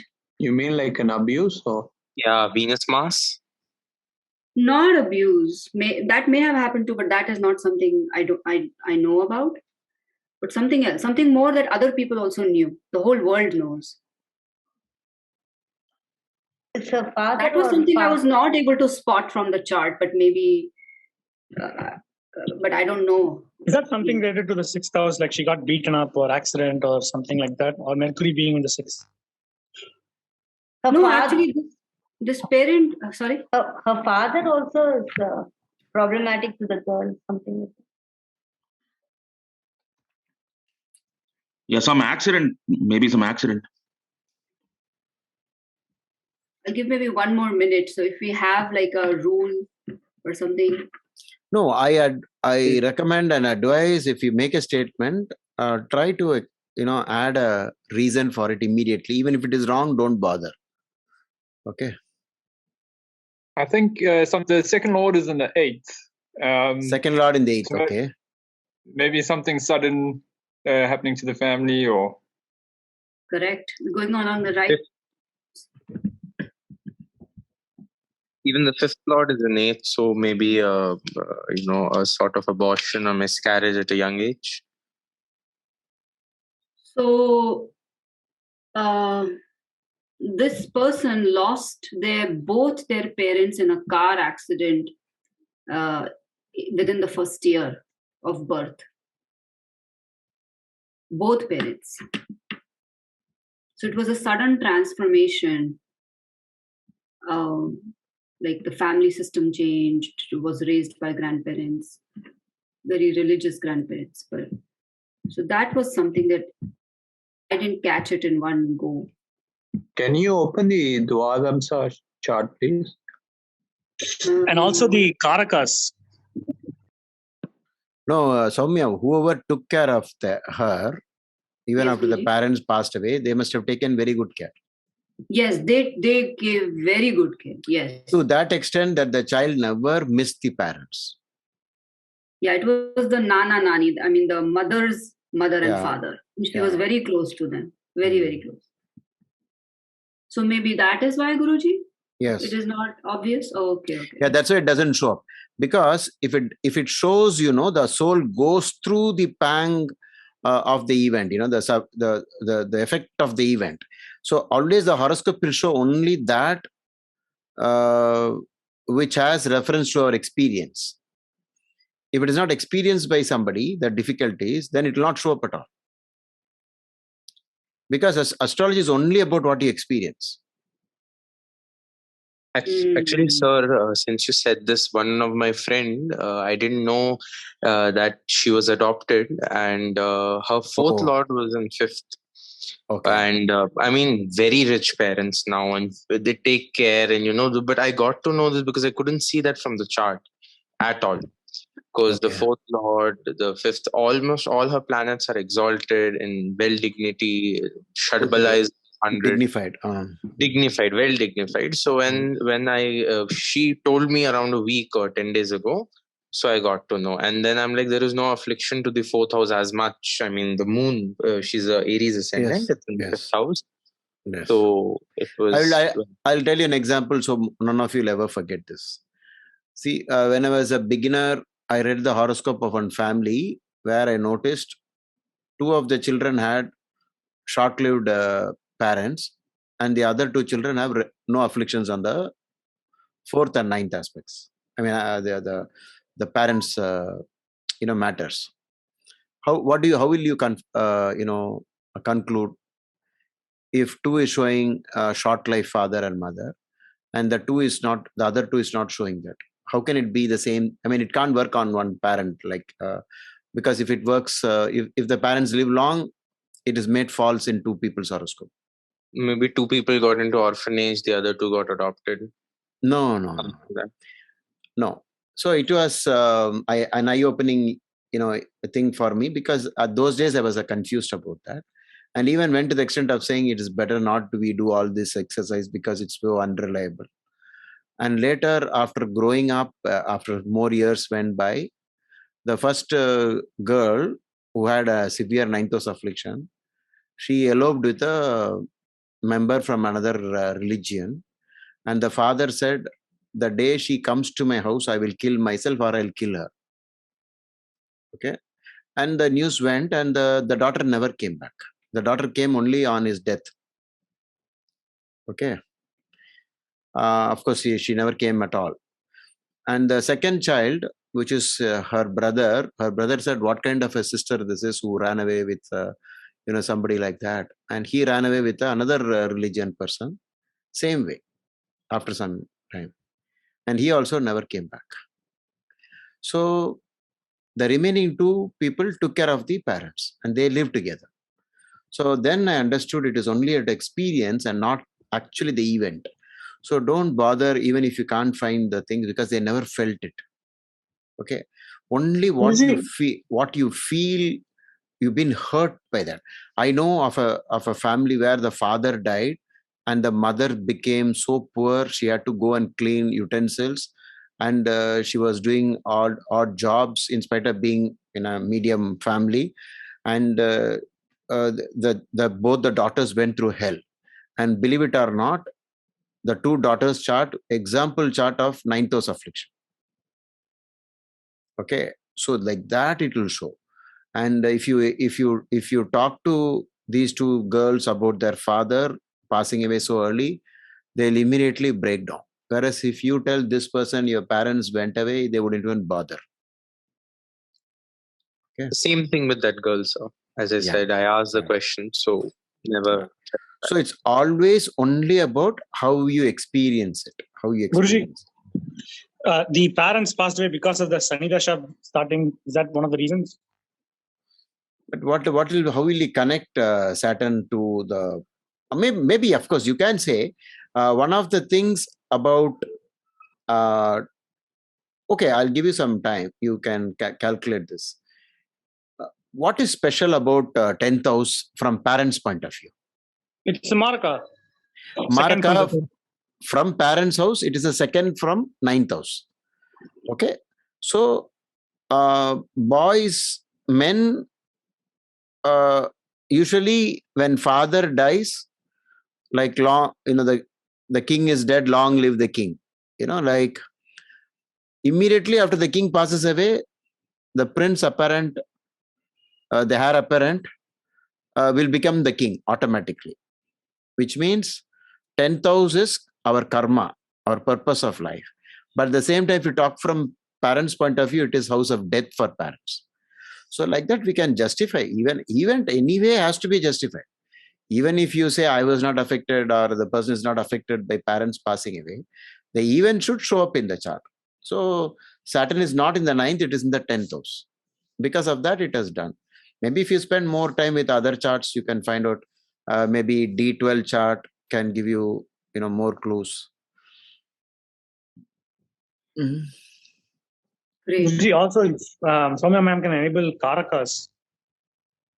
Yeah. Gemini Karakas. In the chart? No, yeah, she what is the saying, Karaka? What is the Matri Karaka? Atma Karaka. And all that, yeah. Atma Karaka is, sometimes depending upon what options you have used here, we use Rahu included or excluded, it will change. Which one was the under the planet? Is it Mercury? It is already there now. The table. Where is it? The table right below the Rashi charts. Table beneath the right Rashi here, chart. Oh yeah, it is there. Yeah, Karaka. This is the Chara Karakas, not the Stira Karakas. Do you use Rahu or not, sir? Yeah, that's what. That's a gray area in Gemini Sutras. Whether to I use think Rahu. Parasara uses Rahu, somebody said, Guruji. Mm-hmm. No, that's the reason why most of the people are including Rahu. Oh.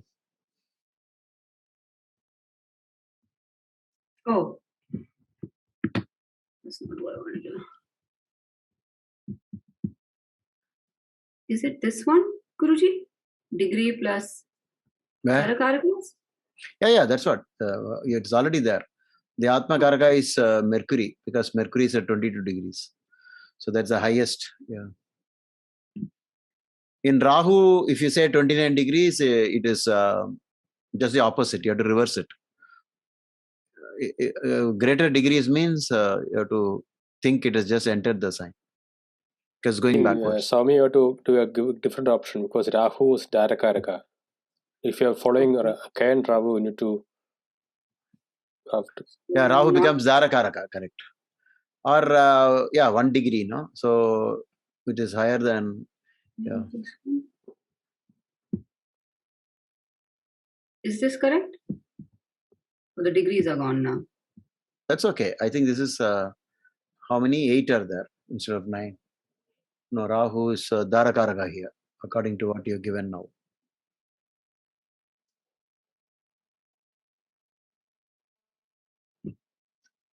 K and Rahu method is Rahu and Ketu shouldn't have any Karakas attached to it. So you need to find an option. Only 7. Yeah. Yeah. So here not you 8. have Not 8. Yeah. Yeah. No, Ketu was never in the game. It is only Rahu. Yeah.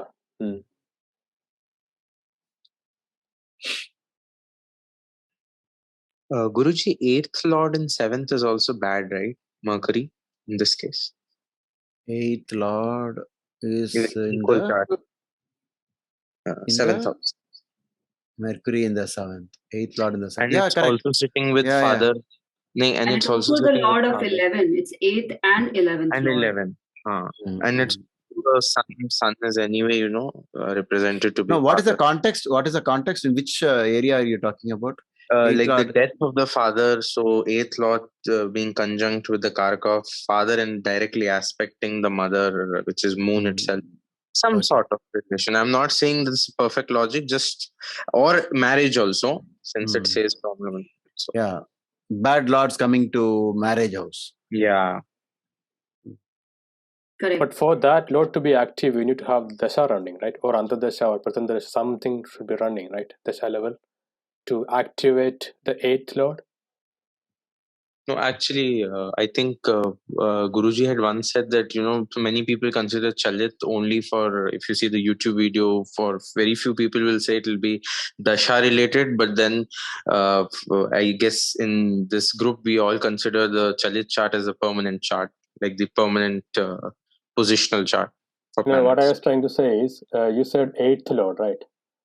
That will become more prominent only in their dasha, under dasha, that is right? true. Maybe she so lost the Mercury has to be there in one of the antardasha the or Mercury pratandasha somewhere.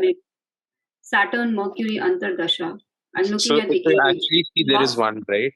Yeah, maybe Saturn, Mercury. Saturn, Mercury must be the correct. See, and it's painful. That's why I said, yeah.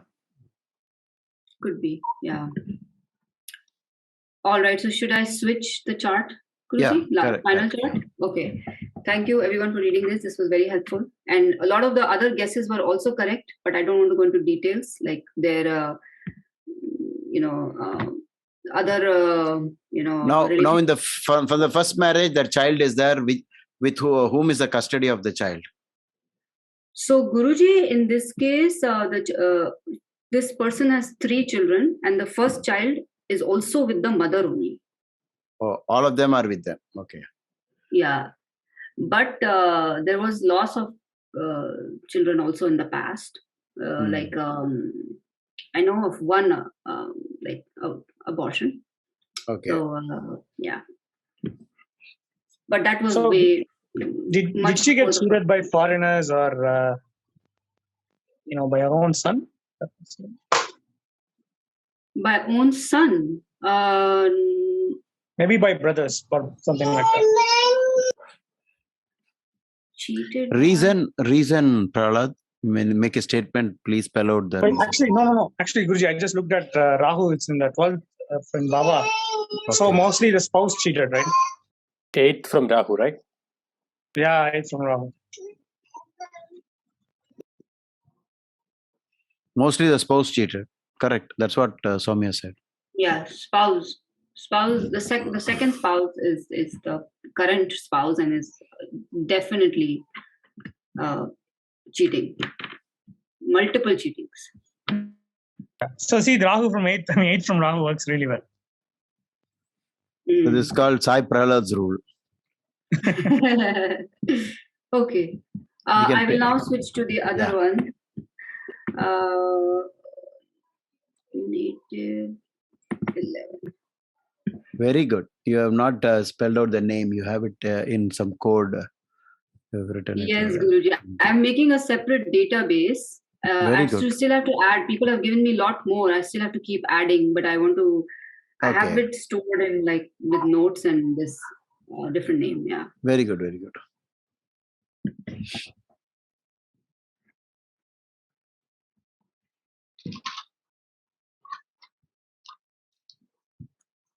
This one also we can figure out if it's a separation or a divorce or something else. So where is UL? Yeah, okay.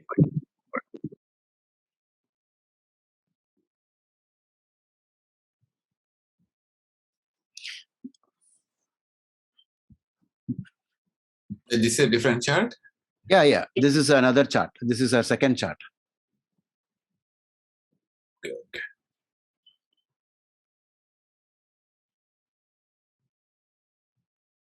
A lot of doubts in the marriage. She doesn't trust anybody that easy. Always reason. Okay. Rahu in the Lagna, sir. Okay. See, that is when other students also will start learning. When you make a statement and say Rahu, the planet of suspicion, is sitting in her head. I mean, is this a man or a woman? Female. Female, yeah, female.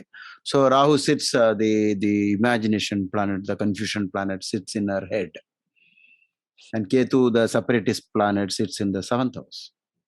It's better to have Ketu in 1st and Rahu in 7th rather than have Ketu in 7th. Ketu in 7th gives a lot of problem in the uterus itself straight away.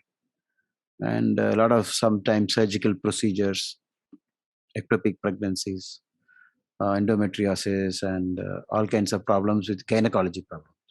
If it's a lady, if it's a man, it will be prostate gland, lower abdomen issues, colon, all that. Ketu in the 7th.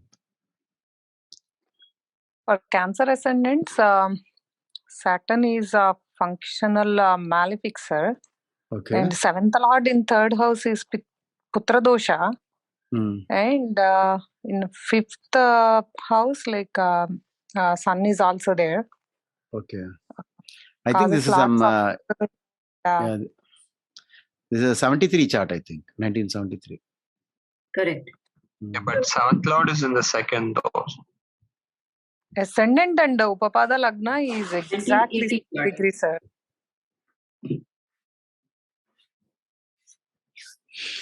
Lot of people had problem around this time. The Saturn, Jupiter. In my life, I have seen at least, I remember it so well, at least surely more than 50 horoscopes. Marriage trouble, children trouble. One of them. Guruji, 2nd Lord and 5th, I believe only one child in one of the slokas. 2nd Lord in... Keep an eye on the Bhava chart. Where is the Bhava chart at the bottom? Oh, yeah, Bhava chart. Because see, the point about this ascendant is at 29 degrees. So at the outset, I'd say it is a Gandanta birth. Gandanta is 29 degrees, is very bad in Aslesha last part. Okay, 29 degrees. Correct. 29, 29, 29, 0, all this on the cat on the wall between, the fire and the water and fire signs. Strong Gandanta. So lots of problems.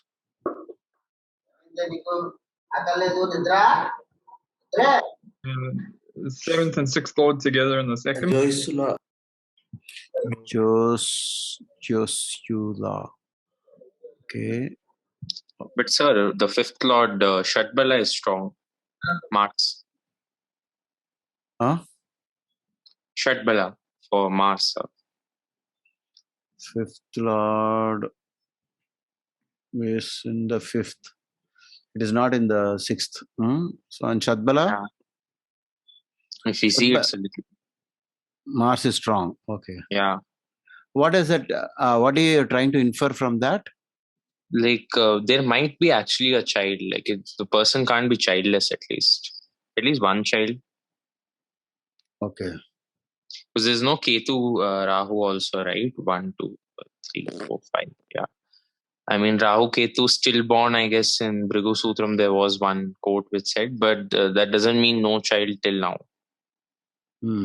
That's a very big statement to make here. Okay. And for this, yeah, go ahead. Sorry, for this Karkataka Lagna, the Yoga Karka planet is Kuja. It's in 6th house. Although he's in 6th disease, but he will give what he needs to give, the positive stuff. In the house, it is not in the 6th. It is in the 5th. The Bhava chart. Oh, Bhava, sorry. Yeah, it is the 6th sign. It is the 6th sign, but 5th Bhava. Yeah, then it is a own house, and then the Yoga Karaka. No, it is not own house. It is not own house. It is in the sign of Jupiter, but Bhava is 5th house. Okay. Okay. Okay. In Bhava, yeah, correct. But Mars is a Yoga Karaka planet for it. Yeah, there's no denying that. Mars is Yoga Karaka and Mars is doing well. Good. So then I see the problem with family and inheritance. And those areas, I think if they try to get inheritance, they'll get cheated or there'll be a thief running after them. Because, 5th house seems to be okay, 4th house seems to be okay. The main problem seems to be 1, 7 and the 2nd house. So that's where the challenges of this native will be. Is there any connection between 7 and 6th? Yeah. In Navamsa 6th Lord is in the 7th and aspected by Mars. Jupiter and Saturn connection. Jupiter and Saturn are the 6th and 7th Lord. In the 2nd house, yeah. Remember in Amitabh Bachchan's horoscope and that actress chart, we said it doesn't matter where they unite, at least there is a union, it will work. So conjunctions will always work wherever it is. They are together, right? So any conjunction between 6th and 7th is detrimental to marriage. Sir, your point on ectopic pregnancy was excellent, sir. I have seen one of the chart where Ketu in the 7th house, 5th lord in the 12th. One of her ovaries was removed because of the ectopic pregnancy. Correct. They'll remove the fallopian tubule. Yes, sir. I mean, see, just think about olden days. What will happen? The person will never survive. They'll die. Only because surgery is available today, they open up and clean up the mess. Otherwise, it's very dangerous. Is it 5th lord in 7th or Ketu in the 7th, which is most? Ketu in the 7th, very bad for girls. I mean, for the female. Yeah, okay. Yeah. For boy, it is anyways bad for marital life. Yeah, it is bad. Separation can happen. Geographical separations, frequent spells of separation, like that it will happen. Okay. So is Ketu in 7th worse than Rahu in 7th, sir? Yeah, correct. Ketu is definitely way worse than Rahu in 7th. Because Rahu in 7th will keep you mesmerized with marriage. Rahu is a matchmaker. K.N. Rao used to always say that. Because it is attachment, the two snakes coiling like this is Rahu. Whereas Ketu is not two snakes, it's single snake. Sir, but for boys also same thing, right? No, boys it will change to appendix operation, prostate gland problem, and kidney problem. Yes, exactly, kidney problem and all of that. See, it is just going to somehow try surgery in the navel area. Okay, it will try. If the Ketu is in 7th. Correct. Yes, sir. I have Today morning, I read somebody's chart with Ketu in the 7th. Can you guess how many operations so far in the stomach? 3. 13, Guruji. 8. My God. Oh my gosh. Okay, so it is extremely harmful to have Ketu because Ketu is a cutting and a spoiler. Ketu is a spoiler because it is just opposite of attachment. Yeah. Is in the D9, in that chart, Ketu is sitting in a double-bodied sign or what? Ketu is sitting not in double-bodied sign. Yeah. In this Navamsha D9, anybody can say something. Can you spend next 5 minutes in trying to figure out the D9 chart of this horoscope? Guruji, the 7th lord gets debilitated. So wait, one by one. Raise your hand, speak, finish, and shut down your mic. And mute your mic, and then we'll go to the next. All of you can mute your mic. Now it's of course there's no sound. Now Ashwath, first point. Sir, 7th lord in the D9 is debilitated. It's 7th lord in Lagna, it's debilitated. Fantastic point in Navamsha theory. If the 7th lord from Navamsha Lagna gets debilitated, it is a minus, it's a setback. Good, very nice.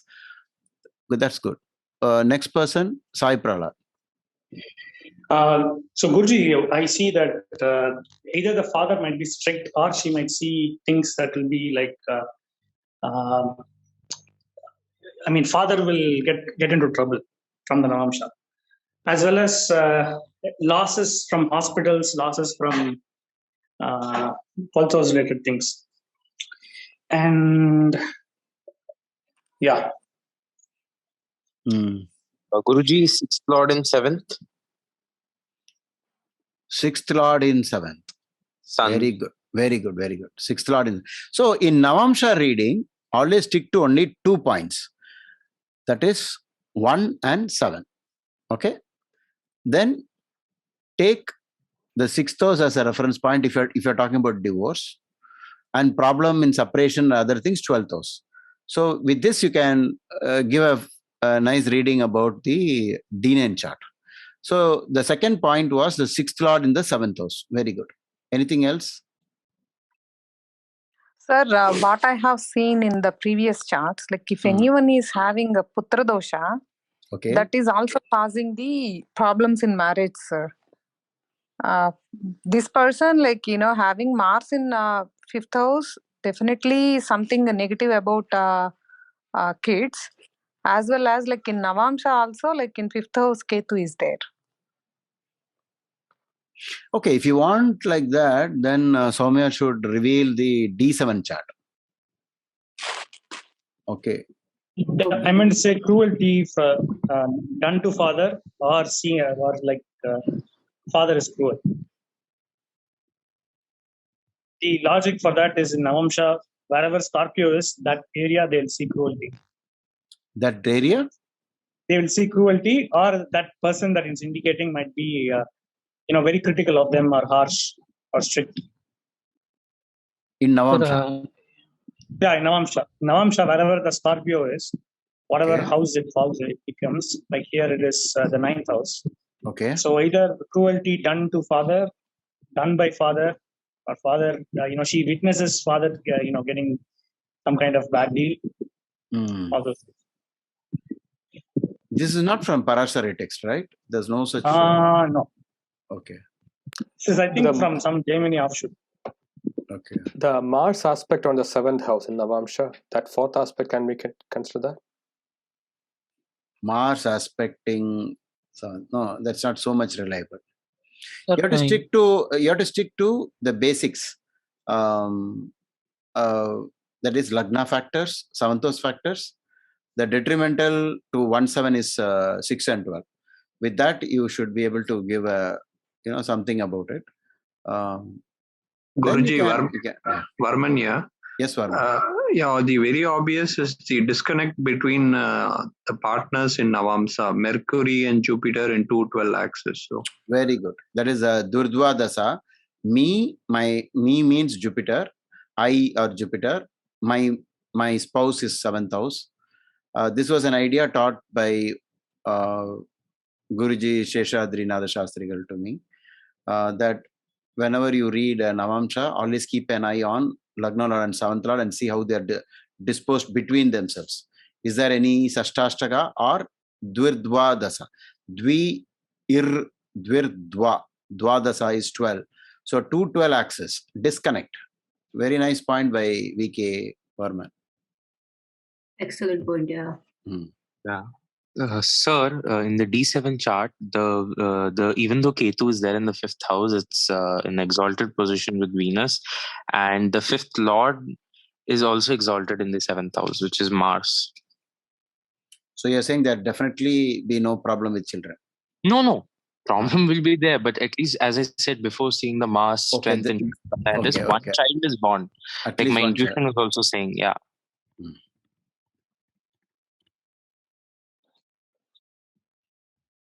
Okay. Now Saumya can add her points because she knows the client. So Saumya, I think one more point. I think she is attractive. When you make a statement, please reveal so that we'll also find out how to find attractive people. Because the Venus is in one house in the deep. But Rahu in the ascendant definitely is not going to make attractive. But either she will be in arts, like any art related, like a dance or any kind of thing. Girish, this is based on Venus occupying own house, right? Yes. Okay. In the D7. In Bhav, it is in its own sign. But generally, I think the person will take. No, I think generally the person will take good care of themselves because of the Lagna Lord being exalted. So, Lagna Lord exalted in 11th house, sir. 11th house, long life, and takes good care of themselves. Are very intelligent also, and desire fulfillment. It's one of the biggest advantage to have Lagna Lord in the 11th, exalted. And this is Pakka 11. Exalted, sir, always. It's applicable to Lagna Lord in 11th or Lagna Lord exalted in 11th? Lagna Lord exalted in 11th is very high positive point. If it is just in 11th, Lagna Lord in 11th? Still it is good only, no? There's no doubt about that. Guruji, that is irrespective of any ascendant. For example, Taurus, Venus becomes a malefic. So No, it doesn't matter. The moment it is Lagna Lord in the 11th, it is very good to have it. Lagna, because I am in Labha. So it's always very good to have Lagna Lord. Is Lagna Lord in 10th also equally good, sir? Yeah, definitely. But this one is very special because 11th means, 10th means a lot of hard work will be there. And like that, it is karma related. Whereas 11th is labha related, fulfillment of desire. And human beings' main purpose is only, we are all interested in only, my desire got fulfilled. I'm happy when I, it's 11th house is house of friends. And this is where happiness is. My 511 axis, my games, my friends, my entertainment on that axis. Okay, so very good to have moon right in the middle of the 11th house. This is one of the highlights of this horoscope. From moon, sun is in the opposite 7th house in the D1 chart, which is aversion to opposite sex from moon as a Lagna. Wait, what is that? Actually moves to 8th. No, I don't understand that. What was that? You're saying use moon as an ascendant and then say sun is in the 7th. Yeah. It's not so specific, when you start using it from the moon. See, in the previous case, we used it because ascendant was also there and then we said moon also together. But please don't attempt reading any horoscope with the moon. Okay. You won't get so much reliable predictions by using the moon as like an ascendant. Their last example chart we used was because the ascendant and moon were together. See, but in any case, moon and Saturn are not opposite. If you do a moon-based Bhava chart, sun will slip into the 8th house. Sorry, 6th house. Oh yes, It will go backwards to the 6th. So they're in Sashtashtaka, not really Samasapta. Sir, in this horoscope, did we cover that 7th Lord is again conjunct with the 6th Lord? I think in the beginning somebody mentioned, no? Say 6th and 7th is in a problem. And in Parashari textbook approach, Saturn-Jupiter conjunction is always, put a question mark on it. And because of the reason he quotes, several times, even if it is Trikonadipati and Kendradipati connection also, it won't give good result. So we know something is wrong with Saturn and Jupiter conjunctions. And is this spouse Chadi? Saumya ma'am, is a spouse Anyway, Saumya, can you rephrase your questions? What is that you're asking the students to discuss? Sure, Guruji. Because some of them join late. Okay, yeah. We are very close to the analysis. I'm quite amazed by whatever contributions were made. We were very, very close.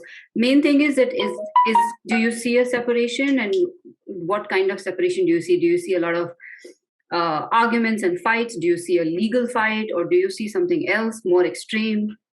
There's definitely a separation, but which type? If we can narrow it down, that'd be great. Otherwise, I can tell the answer. It's more related to money and finances. Yeah, something related to wealth or maybe even family. Inheritance. And is this something related to this person's siblings and spouse? Because the conjunction is happened in the 3rd house. The conjunction has not happened in the 3rd house. In the Bhava chart, it is in the 2nd house. Oh, right, sir. Right. So custody battle also might be in question. So I will give the answer, Guruji, or? Yeah. I will wait for 2 more minutes. And then also, Guruji, one question. Hello. Yeah, yes. Guruji, in the D7 chart, as we saw here in this case, it was exalted Mars.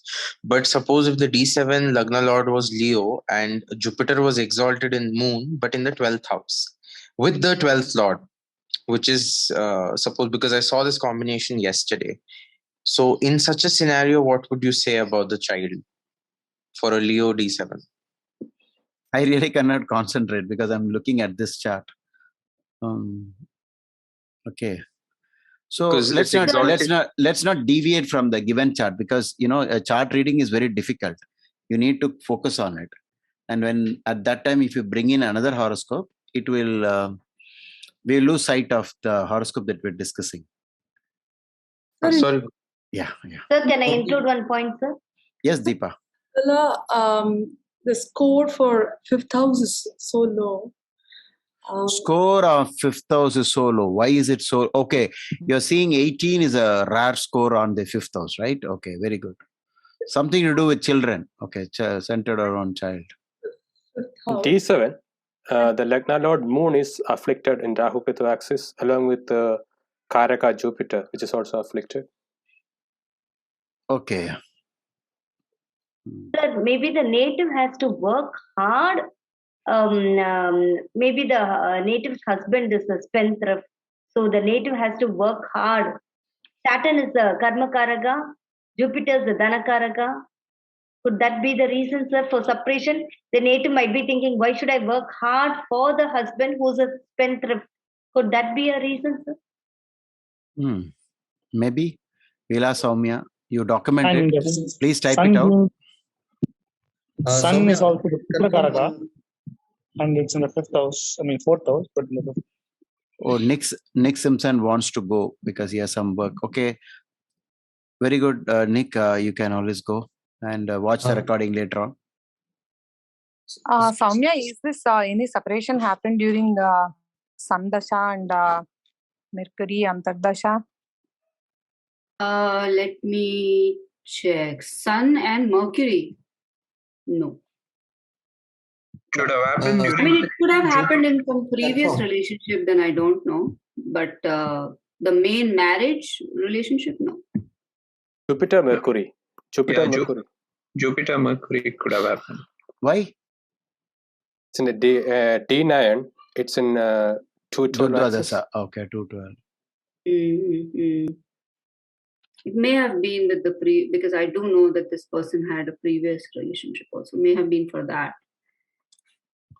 Was the spouse chubby?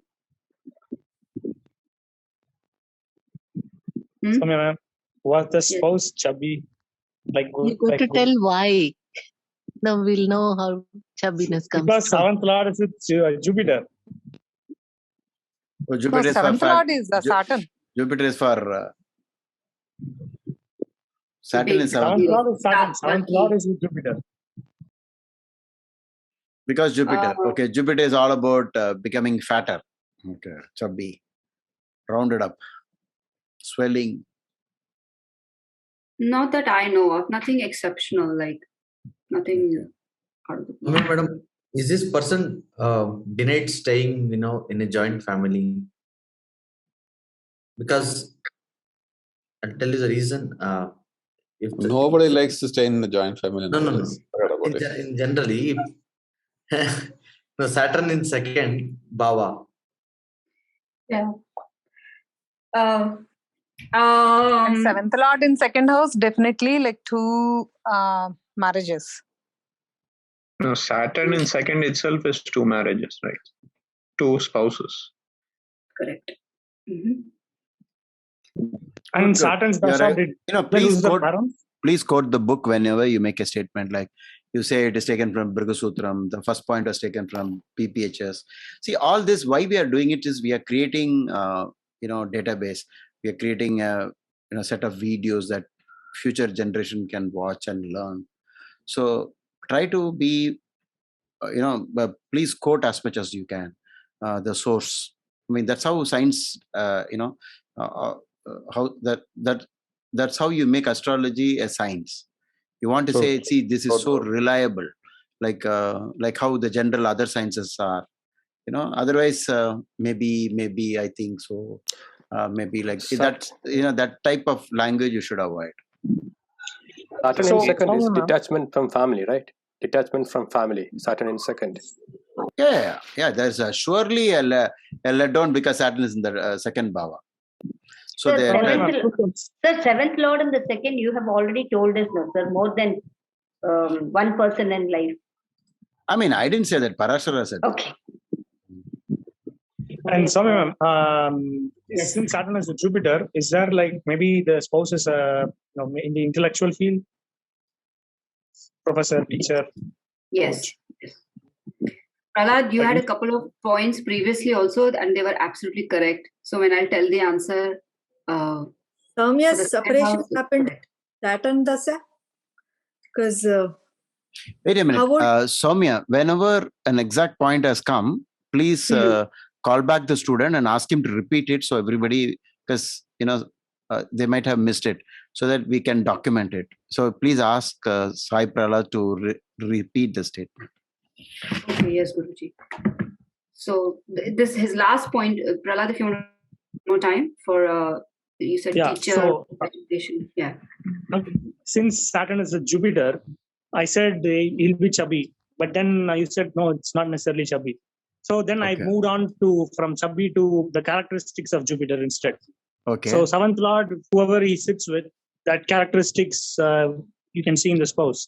In the spouse, in his profession.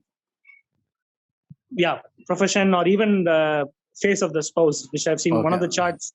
Seventh lord is with Surya, and I said the person will not have any hair, and that became true for all the three partnerships that the lady had. Okay. So here he was not chubby, but rather he's from a intellectual field. And you said teaching. Teaching, yes, Jupiter, Guru. And Saumya, is that correct? Actually, I'm sorry, I misunderstood. I thought you were talking about the native. The native is a teacher and in the intellectual field.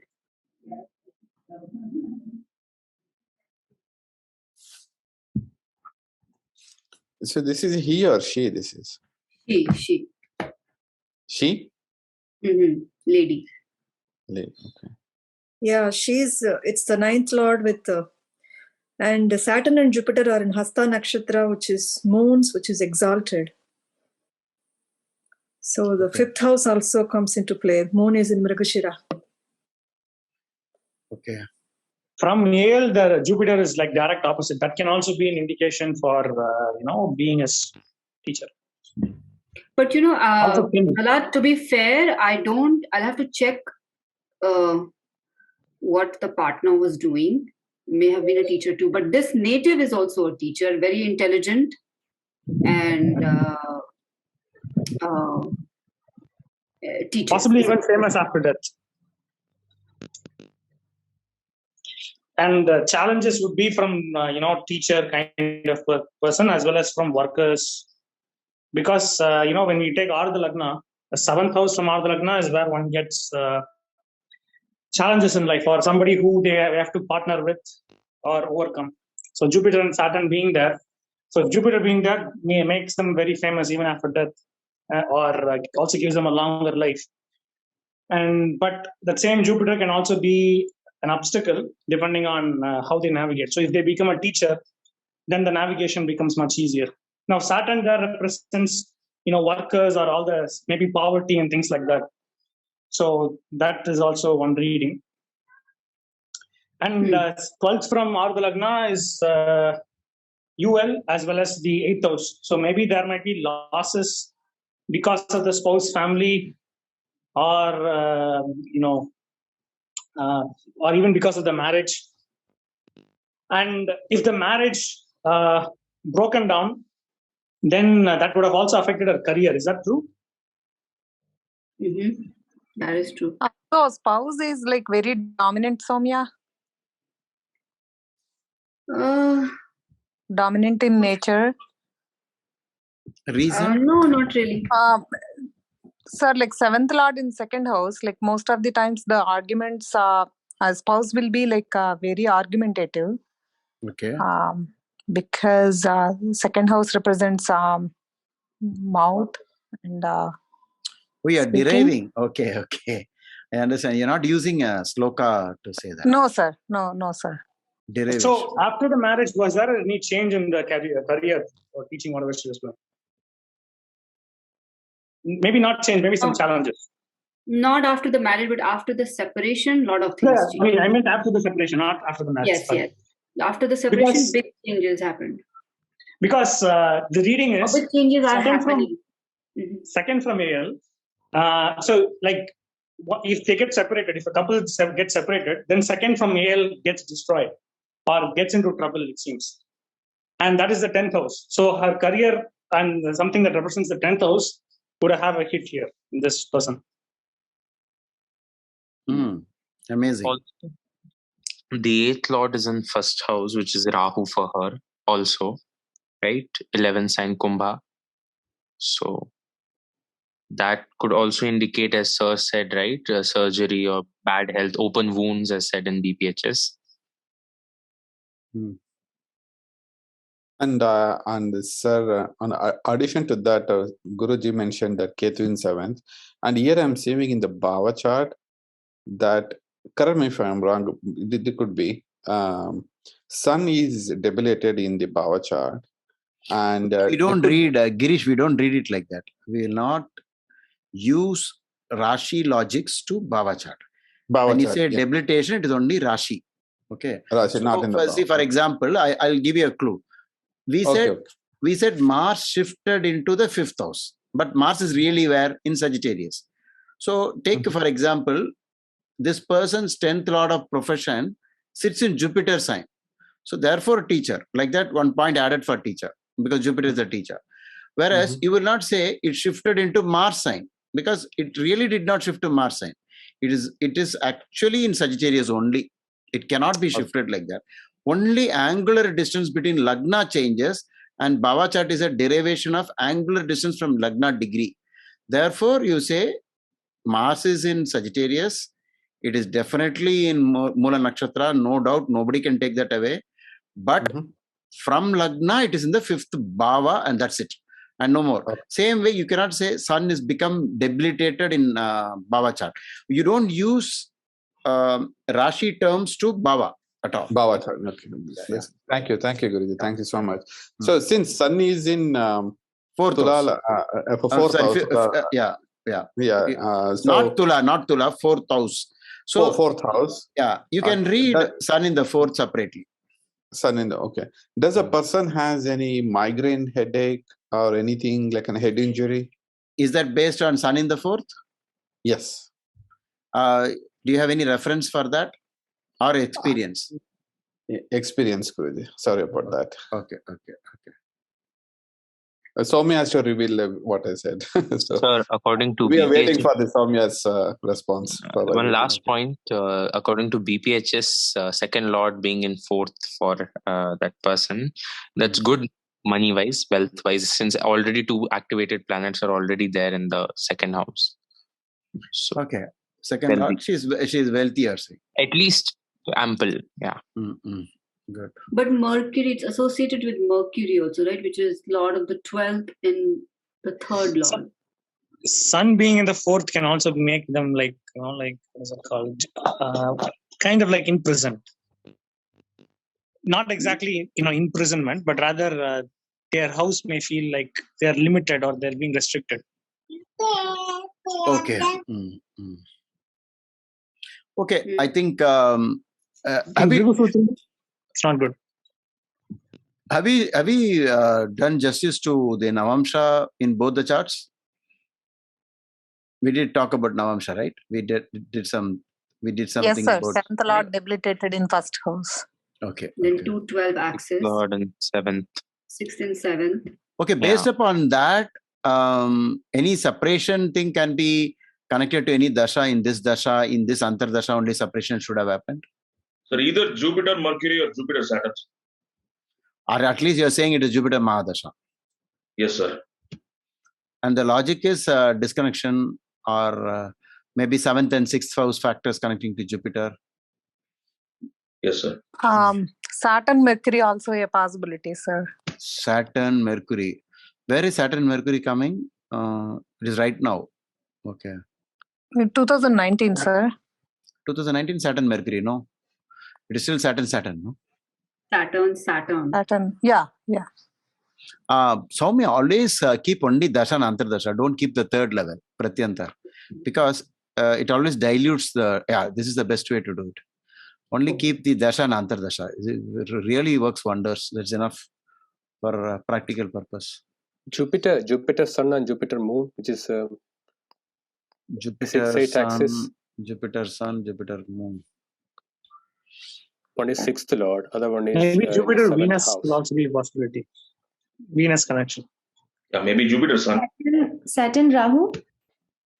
Okay, at least do one thing. Is it Jupiter Mahadasha or Saturn Mahadasha? Saturn, Guruji. No. Why Saturn, did you sir. say the answer? We are asking the I'm students. sorry. Yeah. Saturn, sir, because it is 7th Lord. When it is a lord of a house, that matter will work. That matter will run in everybody's life. So what happens to that house is another point. But at least that matter will work of that, whatever you are saying. Whether it is good quality, bad quality, that's a separate thing. You understand? Then so, in Jupiter Mahadasha, did she get any inheritance?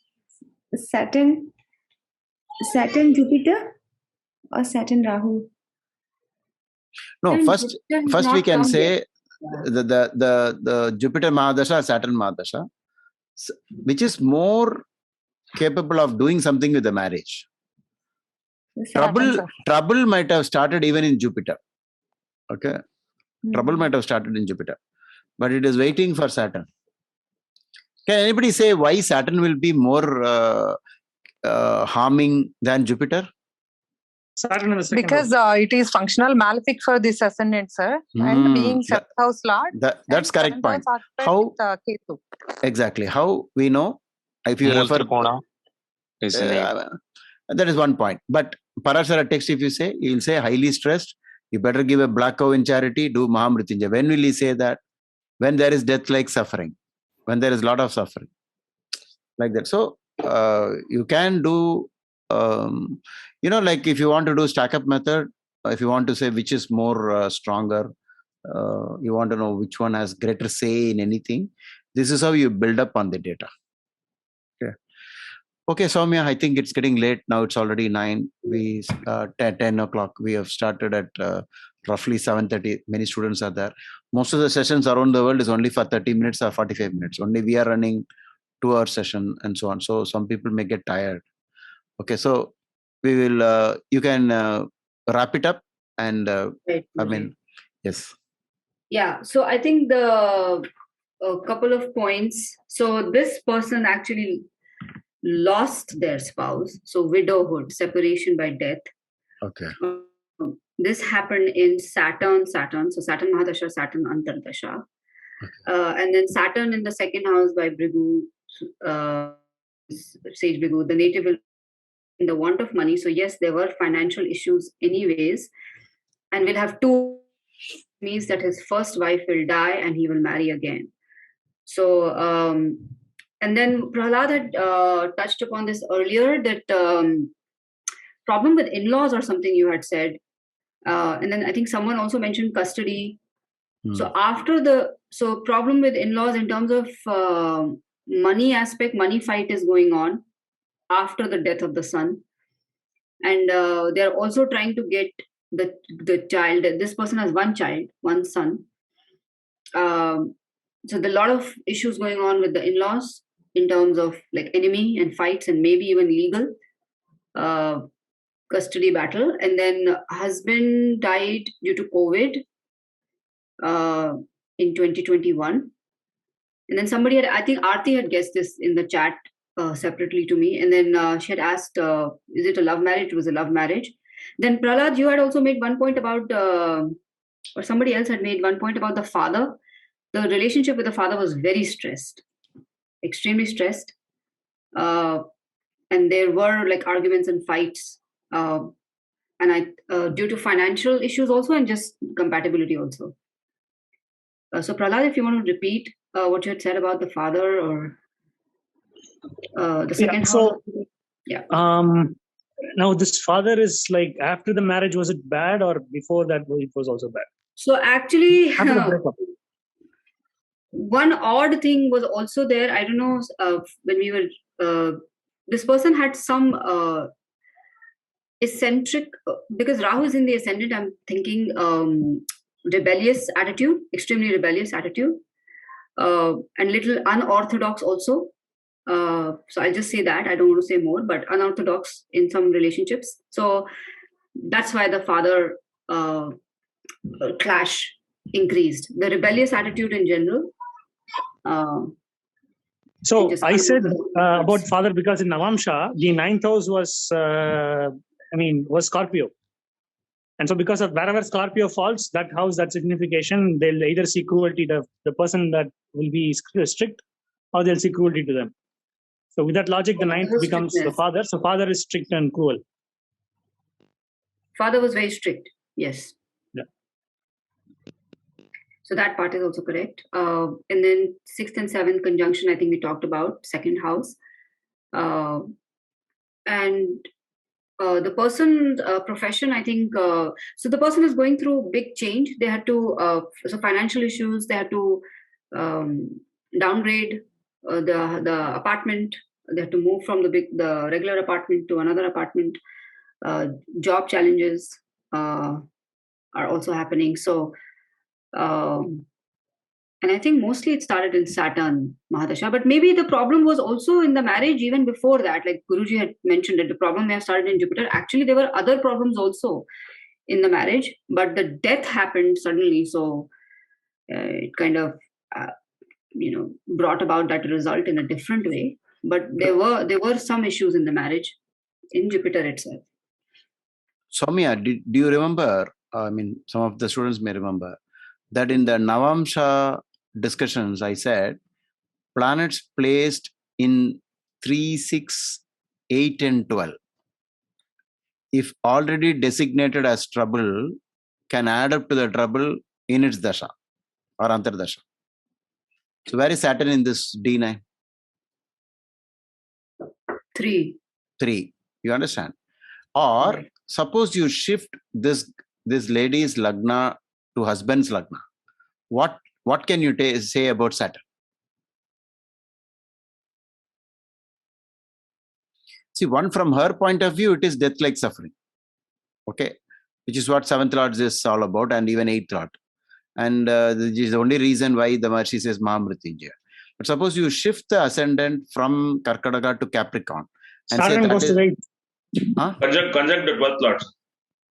So, yeah, that is one point. But you will have to still read it as, for a Makar Lagna, Saturn will become 2nd Lord. Yes. And because in the angular distance it is in the 2nd house, it becomes the 8th from ascendant. You understand this? So just replace the opposite lagna and say that is husband's lagna degree will be 29 degrees in Capricorn. Saturn then goes to the 8th house. So Saturn goes to the 8th house. So it will become 2nd Lord. So either way, it is trouble. And then in D9 chart, you have it in the 3rd house. 3rd house is Ayush Sthana. Already it is Maraka. Okay. So that's how you can connect it. Guruji, if the Saturn Mahadasha did not come to this native, then she would not have to go through this much trouble, right? Exactly. Now see the opening dasha itself did it, and so much of struggle she will have in money matters and all that, child, everything. A lot of things came together, yeah. Money and child custody, having to escape from in-laws, having to run away. In-laws will definitely cheat. 8th from Rahu, 8th house. 8th house is spouse family. 2nd from 7th. Correct. So how was your Jupiter dasha for money-wise? Prahlad seems to be getting that always correct, right? Okay. Money was always little tight. Money was even during not Jupiter. Yeah. Okay. Money was never a strong point. And job-related issues were also there. So money-related problems were there, even in Jupiter. A lot of enmity with the workplace people, job issues.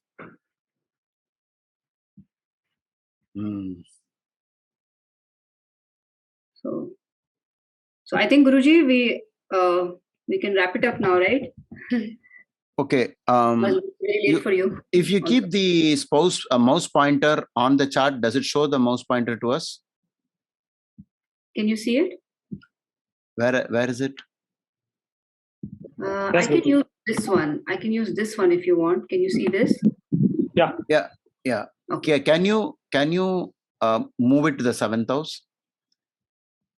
The mouse. Yeah, that's enough. You stay there and tell this is husband's lagna. Like that you have to say. Husband's reference point. Yeah, correct. From here you go to the 8th house. So that will be the 8th house. The owner of that sign is Saturn, is Sun. Correct. Is Sun. Okay. And in D9 chart, you have to find where Sun is. Okay. And then Chandrakala Nadi says, if from this Sun, Saturn goes over the same Sun or the 5th or the 9th from that, that person is having a chance to pass away whenever Saturn is in trine to this Sun, this position. Now this becomes a pointer. So you come back to the main chart and keep your mouse on Kanya Rashi. This is a reference point because this is where the Sun is in D9. From here, when Saturn comes in the sky, the 5th from here or the 9th from here, whenever Saturn comes in transit, that will become dangerous to the husband. And it coincides with the COVID times also. Because COVID, we had Saturn here for a long time. Okay? Yeah. So when Saturn goes over this place, then read separately that Saturn, such a Saturn happens to be on the 7th from her ascendant, which is where Ketu is already there. So Saturn gets that Maraka power even more than whatever we said so far. This is a very specific idea given in Chandrakala Nadi. The translation is done by R. Santanam. Okay. Very famous rule. I've done a video on this. It is already there on YouTube. Okay, like is this. There you can one more chart after this? No. Already it is 10:09. So we got to go. Okay, I know you're all energetic. I wish I was as young as all of you, but okay. So this rule, Chandrakala Nadi rule. Is it Saturn over Ketu or No. Saturn over Saturn over Navamsa, the 5th or the 9th from that planet. You can use it for anybody in your life, not just husband. You can use it for any relation, but please sparingly use it. Don't frighten people by saying you are going through, the Saturn transit like this. It's usually very. So should we check the transit position of Saturn in the actual Rasi chart or in the transit in the Rashi? No, in the Rashi chart. That's why she's keeping the mouse there in Kanya. And then she says, from Kanya, if Saturn is over Kanya, the 5th from Kanya Capricorn, the 9th from Kanya Taurus, that person for whom we did all this calculation, that person's life is in danger. Okay, sir. Opposite rule also we should say. Now I only talk bad things. We will say good thing. The opposite of that is, instead of Saturn, you use Jupiter for good things in life. That's all. Saturn for Dukkha Karaka, Marana Karaka, all the bad things, and Jupiter for good things. You can use the same logic in any matter you want. Same 159. Position, right? No, we did this calculation totally right. From scratch we did this. You have to touch the Lagna, then you have to go to the 7th house husband. That will become a reference point where she put the oblique line. From there, you have to take the Ayush Sthana, the 8th. So this is only for Ayush Sthana. You want to know about marriage, use something else. Okay. So we are talking about Ayush, 8th house is Ayush. Then you say the owner of that sign is Sun.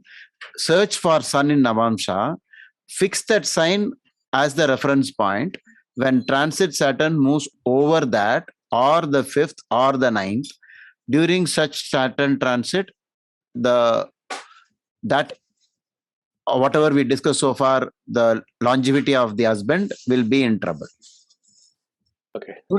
Can we use the same calculation for other things? Like, for example, the 11th house? You use whatever you want. Suppose you say, no, I want to study about that person's marriage, that person's children. Then you'll have to use what is the reference point. And then if it is good thing, you have to search for Jupiter. If it is bad, you have to search for Saturn in transit. Why only 8? So can we use it also for third? Third is also... No, 8th is a more powerful maraka than third. Okay. That's why. Okay, right. We have learned a lot of things, and there will be one rule which will be patented. Sai Prahlad's, that 8th from Rahu. What name we have to give for that? You have to find out. Okay. And the Scorpio one, Navamsa Scorpio. I'm not so convinced anyway. We'll wait for that. Okay. Yeah. Guruji, 2 things in this chart. One is that the 12th house has 30 points. So more than the 11th. So there will be a lot of expenses. And I've also seen that this happens due to the spouse passing away, some similar context. Before that, the calculation that you just said, you just take the 8th house and then the Lord of the 8th, all this. Can we do the same thing? Like, for example, if you want to know about the danger to, let's say, to father. Same thing. 9th house, touch 9th house, go to the 8th house. Okay. And then see who the Lord is in which Navamsa It worked exactly for my father and my mother, I know. But it's a scary rule. Please use it sparingly. Don't upset people because you know these things. But it has to be... See, actually, to tell you the truth, if Saumya finds the husband's chart, we can even find only Maraka period in that same period. It is not happening just like that. It will be many reasons. And always... every rule is important, but when we read negative rules like this, you can easily upset many people with this knowledge. Okay, or you can do one thing. See, there is a possibility.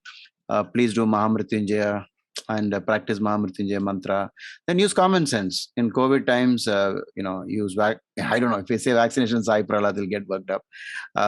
Then use the mask. Make sure you're protected. Your immunity is kept high. See, you cannot experiment because your Saturn is in a bad spot right now. You can do like that. Okay. You can convert the negative news to a positive by advice and warning sufficiently. Don't take it lightly. Don't go and meet people in this infection time, pandemic time, and so on. Okay, so we will... Saumya, you want to wrap it up? You have done it extremely in a very professional manner. I invite other students also to send me emails or WhatsApp message. There is one student very active. He has been always in touch with me, Sanatan Narayanan. He wants to say something about what he has documented. Maybe if he's free, we can ask him to do a presentation. How often do you want students to present like this? Once in a month, or what is the frequency you want? You can type it out. Okay, before we end. Guruji, this person will lose the court battle or wealth because 8th Lord in the 2nd? Yeah. This person will be weaker in this matter. Okay. Saumya, can you stop the sharing and wrap it up? Yes, Guruji. So thank you very much. And I think the chat also has a lot of good... a lot of contributions, right? Yeah. Yes. So thank you. And I know that this was just a very small subset. There's more charts where there's only separation, but not an actual divorce or a death. And then there are marriage afflictions. And like I said, I'm also collecting delayed marriages. So thank you everyone for whoever has contributed for the charts. And thank you, Guruji, for this opportunity. So with that, I'm done. Thank you, everyone. Any student wants to thank Saumya? Thank you, Saumya. Thank you, Saumya. Thank you, sir. Thank you so much, Saumya. Thank you, Saumya. We all want to thank Saumya, sir. Thank you, Saumya. A lot of appreciation in the chat also. Yeah, very nice. Yeah, if I can say another sentence. Saumya, I was not able to stay on the entire session, but I was there for the first half hour when you started sharing. And your presentation is great, your material is good, and you tried explaining in very simple terms with basic rules. I'm looking forward to the link to the recording so that I can go through the entire presentation. Thank you very much. Well done. Sure. Thank you, Saumya. I think she needs to do more of these because this is more fun. Analyzing charts. More than one chart. Sometimes we have just stuck up in one chart the entire time. And I feel it's boring. If we see 3-4 charts, it's more fun. Okay. So for next month, student contribution, please send your email to me with just a one paragraph introduction about what you're going to talk, and then we'll select one and always have some in stock so that we are ready to go. Okay. And you can see Srimal, he's still there. He's still there in the class. So I'm still here. It's about 4 o'clock, coming closer to 4 o'clock in the morning. So for you, I'll Fridays stay up a couple of more hours and go to the temple. And thank you, Simon. I cannot thank you enough. I mean, I'm not a practicing astrologer, but just mostly here to understand karma theory. So all of this helps to advance my knowledge in that. Thank you very much. Very good. But I can see the book. I can see the book Destination Moon behind you. Yes, I'm a big Tintin fan. Okay. Very good. Something is wrong with my camera at the very end. So sorry about that. It's okay. It's okay. Yeah. Fine. Shall we end the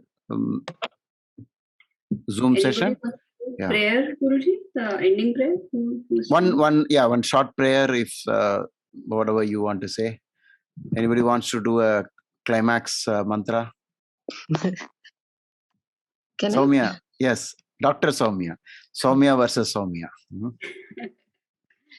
Om Sahana Bhavatu Sahano Bhunaktu Sahaviryam Karavavai Tejasvinapatitamastu Mavet Vishavahai.